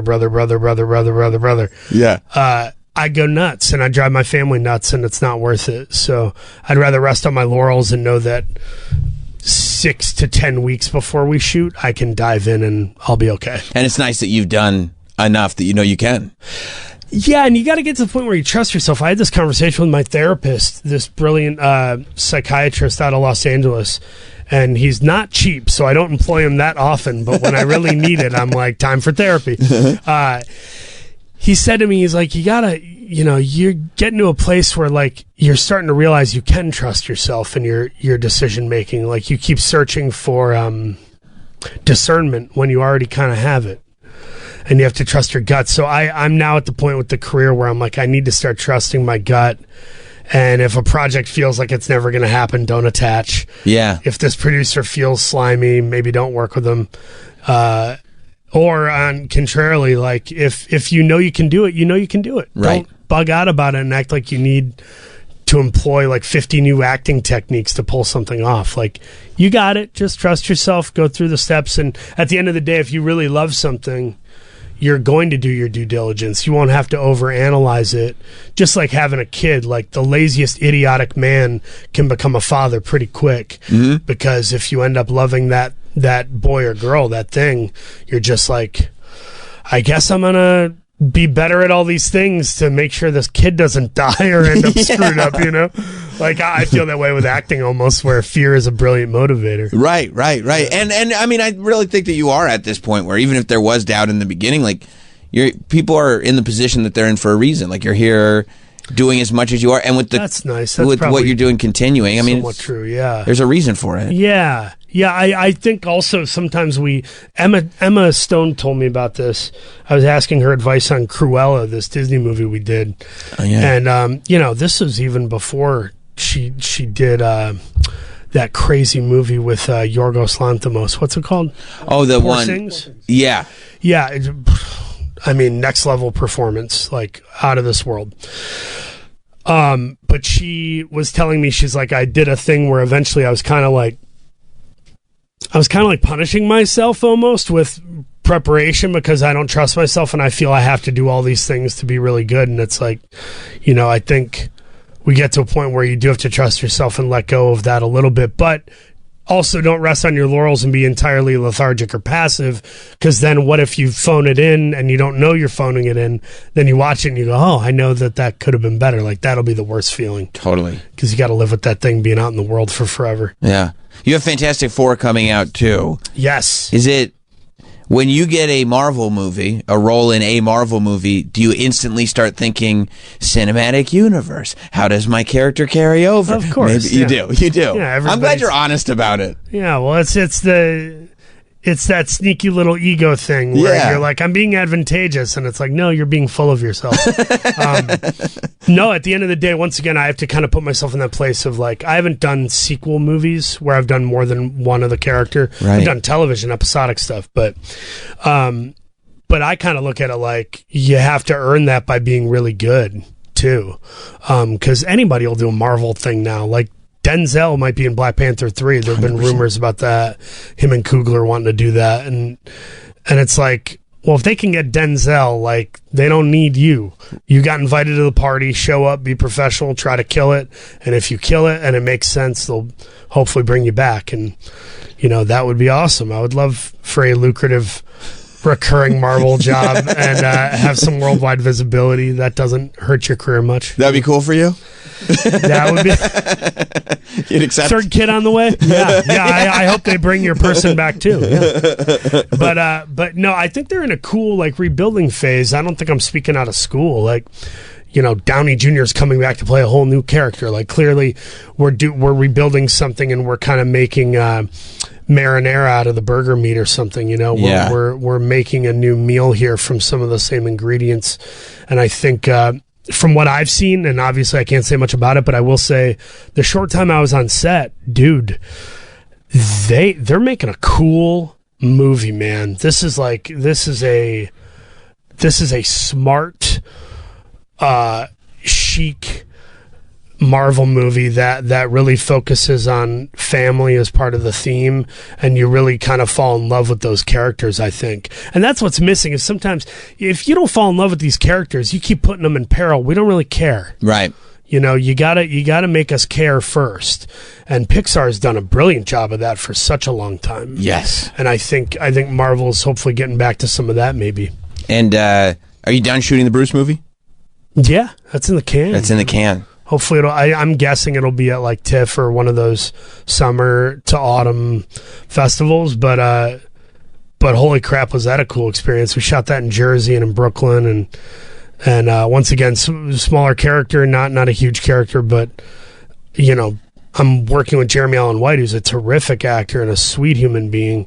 The moment they yell cut, I walk out and it's Scott Cooper, the brilliant director, and Bruce Springsteen, and it's like you got a cheering section full of brilliant people that are just helping your performance. Bruce would pull me aside and give an idea or tell a personal story from back then, and you know, it ended up helping the performance, I think, too. That's amazing. When Bruce tells you a story, it's just got to be one of those things where you just, I mean, the minute he opens his mouth, I would imagine it's under the learning tree, like. And that's how that's not how he sees himself, but obviously we all do. Yeah. In his midst, in his circumference. But I purposely asked really specific questions. I wasn't fanboying out because I knew that could annoy him, but I was being a little journalistic. I was like, how did your song in The Wrestler come about? I love that film and I love that song so great much. Song. And he's like, you know, Mickey just I think Mickey reached out to him and was like, can you do this? And he wrote that song. And I was like, man, you really captured the sadness in what it is to be an aging athlete and one on the outs where you're having to make money off. Oh, I made $400 at an autograph signing at a local gymnasium. You know, that's really, I thought he captured it brilliantly. And then we talked about the creative process of like, what is your music about? Why do I do the roles I do? And he was telling me, he's like, you know, a lot of my music is about faith. It's like a faith journey. He's like, more than you would think. Go back and listen to it. And it's like, I'm constantly on this journey of seeking answers, you know? Yeah, that's awesome, man. Well, look, The Luckiest Man in America is in theaters on Thursday, and you guys know I love going to movie theaters. And let me rattle off some of the names in this movie. I mean, just to lure everybody in. Yeah, we didn't even talk about Walton Goggins. Walton Goggins, bro. Maisie Williams of Game of Thrones fame, Johnny Knoxville, David Strathairn. I mean, who am I forgetting? Patty Harrison from I Think You Should Leave. My buddy Brian Garrity from The Hurt Locker. We just have a crazy cast in this movie, and if you come out, it's not just for me. You will see people at the height of their powers. Yeah, it's a super fun story. It's one of those movies that every scene you're like, is that? Oh, I know that guy. Yeah. Oh, is that? So that's super fun. And yeah, I mean, I am as happy as I am for you. I am so happy for Walton Goggins and the role that he is also on right now. Unbelievable. From Fallout to Righteous Gemstones to White Lotus, people that aren't even into our industry are now seeing like, this is one of the guys. This is one of the dudes that matter. You give him any ball, he's going to hit it. And I mean, I thought being in Tarantino movies would have been enough to make that obvious. But, yeah, right. But now it's on a big scale, and I got to tell you, I shared a moment with him on set that I'll never forget, and I was kind of telling him about the ups and downs of my story of my marriage and what had happened to me personally. Wow. And we're sharing. We were both having cigarillos because I'm a big cigar guy, and I stopped and I got choked up. I didn't mean to, but some combination of like the thought of something personal mixed with being exhaustively tired from starring in a movie. I just started crying, and he stood up and gave me a hug, and he grabbed my arms, and he just said to me, he goes, you made the right decision. You're choosing your family. Like you have made the right decision. I'm proud of you. And like, it was almost like hearing it from a dad or an uncle. And he gave me a big hug, and it was, I don't know if he'd remember that moment, but I remember it. And that's my Walt Goggins story of just like, yeah, he's a great actor, but like a deep, deeply felt artist and friend to all in his path. I really love that guy. Amazing. Well, Paul Walter Hauser, thank you. Like I said, Luckiest Man in America in theaters on Thursday. Go out and see it. It's great. And whenever you're in town, man, come by. Let's do it. We'll talk a little wrestling. Let's do it. All right. We'll see you guys later. See you later. There's more Sam Roberts Show after this.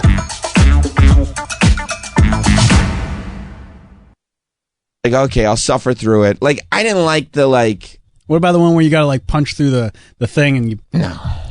No. No, give me more whammies and chunkies. I preferred the chunkies to the whammies. All right. I love Press Your Luck. It was the best. It was the best. And I love that documentary.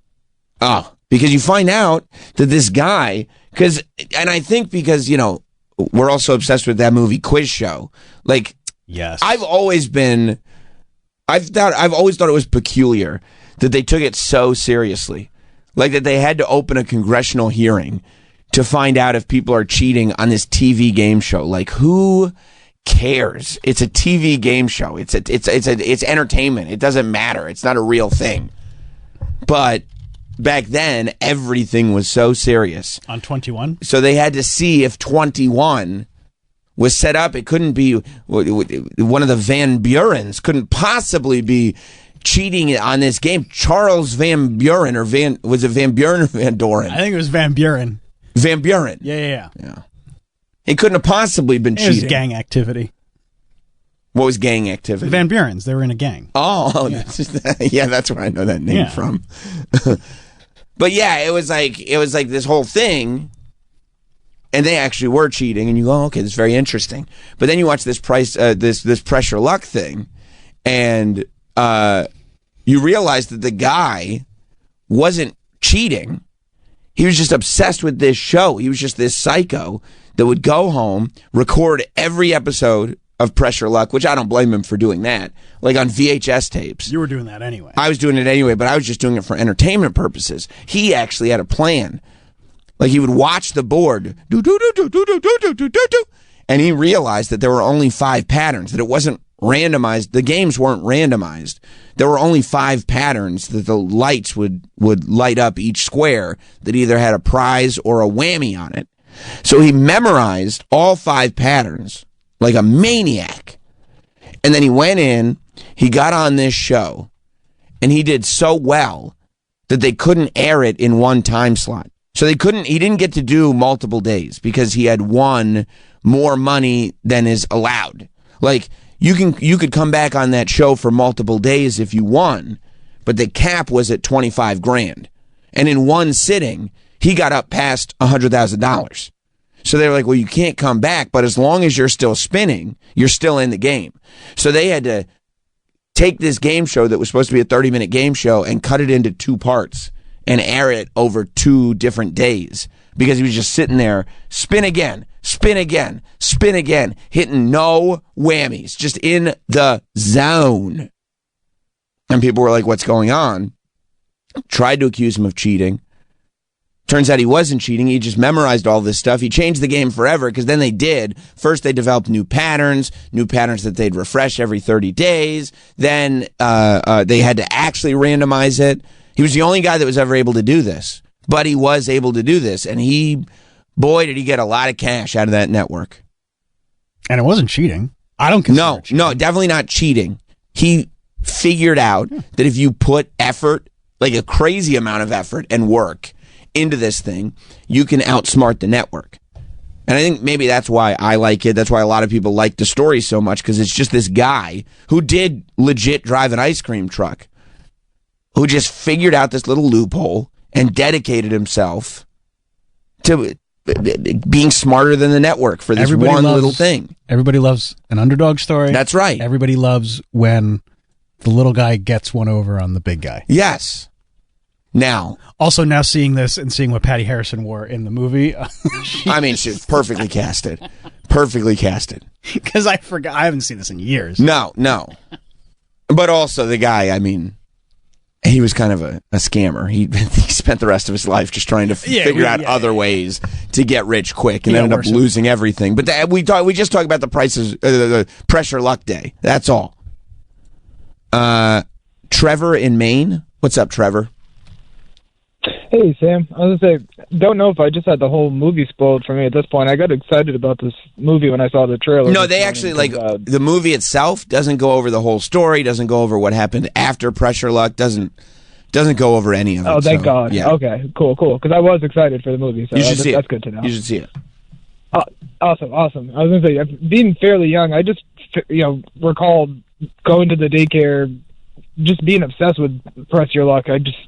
It was like one of those things I just always remember it being on the TV. Like, I'm only 32 years old, but I felt like Press Your Luck was the game show I always wanted. Like I said, I look forward to going to daycare just because I knew Press Your Luck was going to be on all afternoon. And wasn't that great that back in the day, that's what daycare was? Like, parents would just drop you off at a place, and it was just some lady watching Press Your Luck, and you would just sit there waiting for your parents to pick you up. I know, and now I'm wondering why I don't have that now. Like, we can't even find daycare. Yeah. Thank you, Trevor. Yeah. No problem. Thanks, Sam. Maybe that's what it was. Maybe when you're a little kid, it's just such a simple game that you get obsessed with it. Because I feel like it was Pressure Luck, and the other game show I remember being obsessed with was Supermarket Sweep. I love that Supermarket Sweep. So glad we can come together finally. Because there was just something, and it wasn't like, again, all the opening rounds, you'd be like, oh my God, Act 1 and Act 2 of that show. I mean, I'd want to jump out a window. I was so bored. I did not care about anything. It was just sitting there waiting until just give me a winner so you can get a shopping cart and run aisle to aisle, grabbing everything that you can possibly find. Because that's what it would be. It would be like, I believe the rules of the game were like, you answer questions or you do little, tchotchke games or whatever. I don't know, dumb stuff. And you eliminate it so you have either a final two or one final, team. I think they all go. And I don't think they all. Maybe because they have to. Well, they all go, and then one team goes to try to find the $5,000. That's what it was. So all three go, and then whoever gets the most money in their cart. And so that's what you'd have all these teams with strategies. Like, you can't just go and just scoop as much stuff in your cart and see what you got. The idea would be either find the most expensive things and put them in your cart, or find the smallest things that are also expensive so you could fill your cart way up.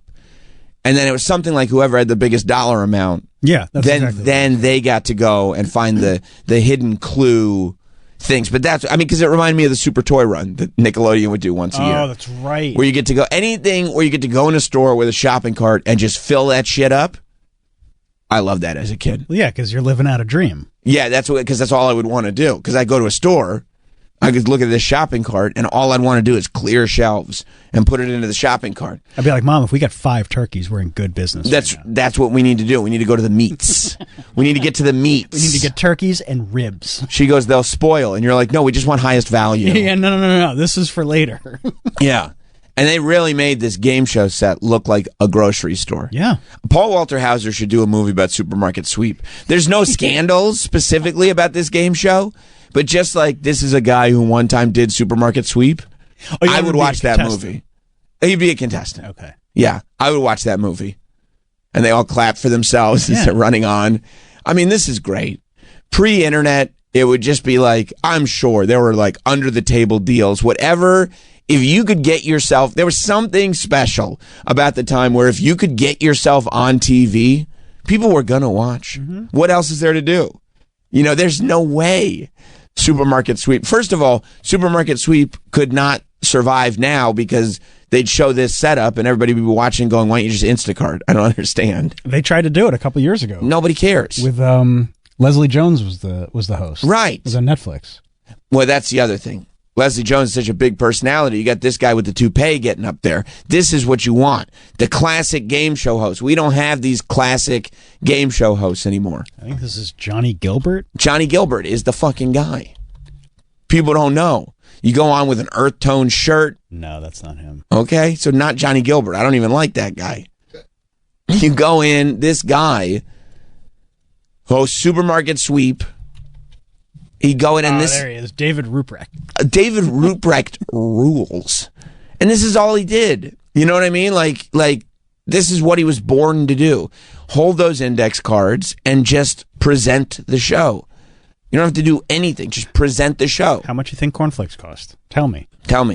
And he's like, I know, I got the card. I got the answer. I know what it is. So what do you think it is? They're like $4. He's like, close. $4.19. Oh, okay. I didn't know. No, I had the card the whole time, so I knew. That guy said $7. What an idiot, huh? You're out of the game. No, Supermarket Sweep was the shit. Yeah, I love Supermarket Sweep. Especially because you could sit there while they're trying to find that $5,000 at the end and be like, how do you not know? It's there. It's because they would tell you in advance. And I go, I know where it is. They'd tell you in advance. And not only would you know where it is, but in your head, you'd go, even if I didn't know, I would know. I've been in a supermarket before. I would find it. I know where the pledge is. They put it, under like a big inflatable like pledge or whatever. Yeah. Yeah. Supermarket Sweep ruled. I'd like to know what happened to that guy. But even being like... He's still kicking it. Even being a game show host, like Ryan Seacrest just came in and said, these jobs aren't that tough. I'll just do all of them. And then the networks were like, okay. And then there were no more game show hosts after that. Yeah. It was over. Now it's all like, whatever. It's comedians, it's celebrities. And I guess some of these game show hosts started as comedians, but like, I don't know, it just became such a big job. Like, there's no way. They're making game show, like show hosts get made into millionaires now on TV. There's no way David Ruprecht was made into a millionaire hosting Supermarket Sweep. Do you want to hear something sad? No. He auditioned as the announcer for the revival with Leslie Jones. He just wanted to be the announcer. He auditioned. Welcome they didn't even give it to him. Why wouldn't you just make him the announcer? Who cares? Nobody's watching for the announcer. Just make him the announcer. Everybody goes, oh, that's fun. He's from the original. I mean, it doesn't matter. Like, you don't need a real, no, that's not the right announcer. What? What do you mean that's not the right announcer? Nobody's ever watched any show and gone like, everything's great on this show except the announcer doesn't really cut it for me. That's so sad. Why wouldn't you just give it to him? No, we don't want people to associate this with the old show. Yeah, people might be confused. Wow, he was an actor? I guess. He was like just jumping in one episode on all these shows. One episode on Full House, Doogie Howser, Drew Carey. He's no John Grease, that's for sure. No. Family Matters, he's jumping in for one episode. So you think this might be like a recurring... No. Like what? Oh, okay. No, Supermarket Sweep was the only thing. Man. Jeff on Rhode Island. What's up, Jeff? Hey, morning, Sam. So somebody had tweeted this a while ago, and I've been watching them old episodes of Supermarket Sweep on Amazon Prime now.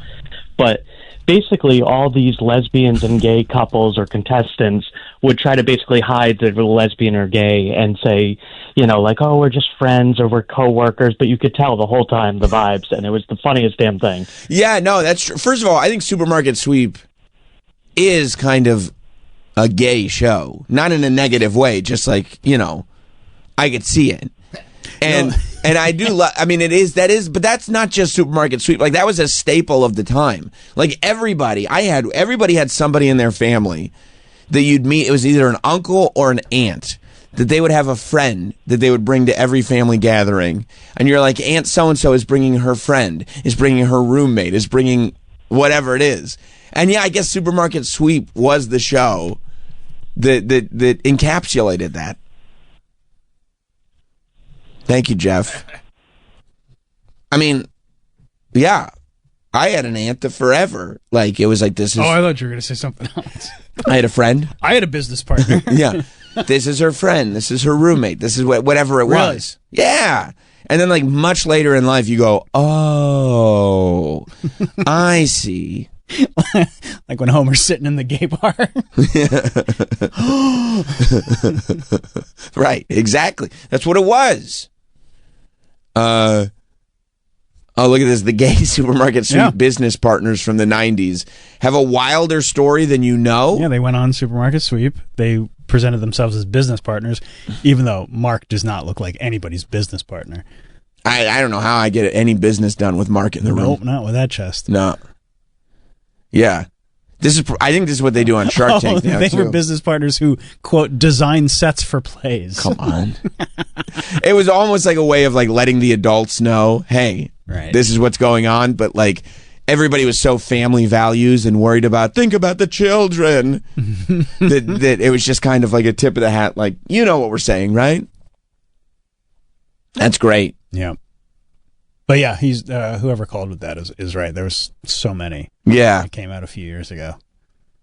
And I'm sure people now, like after they hear one story, you just go through all the episodes. And you're like, oh. Looking for all the friends and business partners. Look at all these business partners. I wonder if that ever happens on Shark Tank when it's a real, like this is a bad business, but really, you know, this couple just wanted to get on TV as business partners. I feel like, yeah, there's some products on Shark Tank where I'm like, they are not here to sell a product. No, I was watching, I've been watching a lot of YouTube videos of the sharks getting mad at people who present bad products or scams. You got a lot of time on your hands. This is what I do. Right.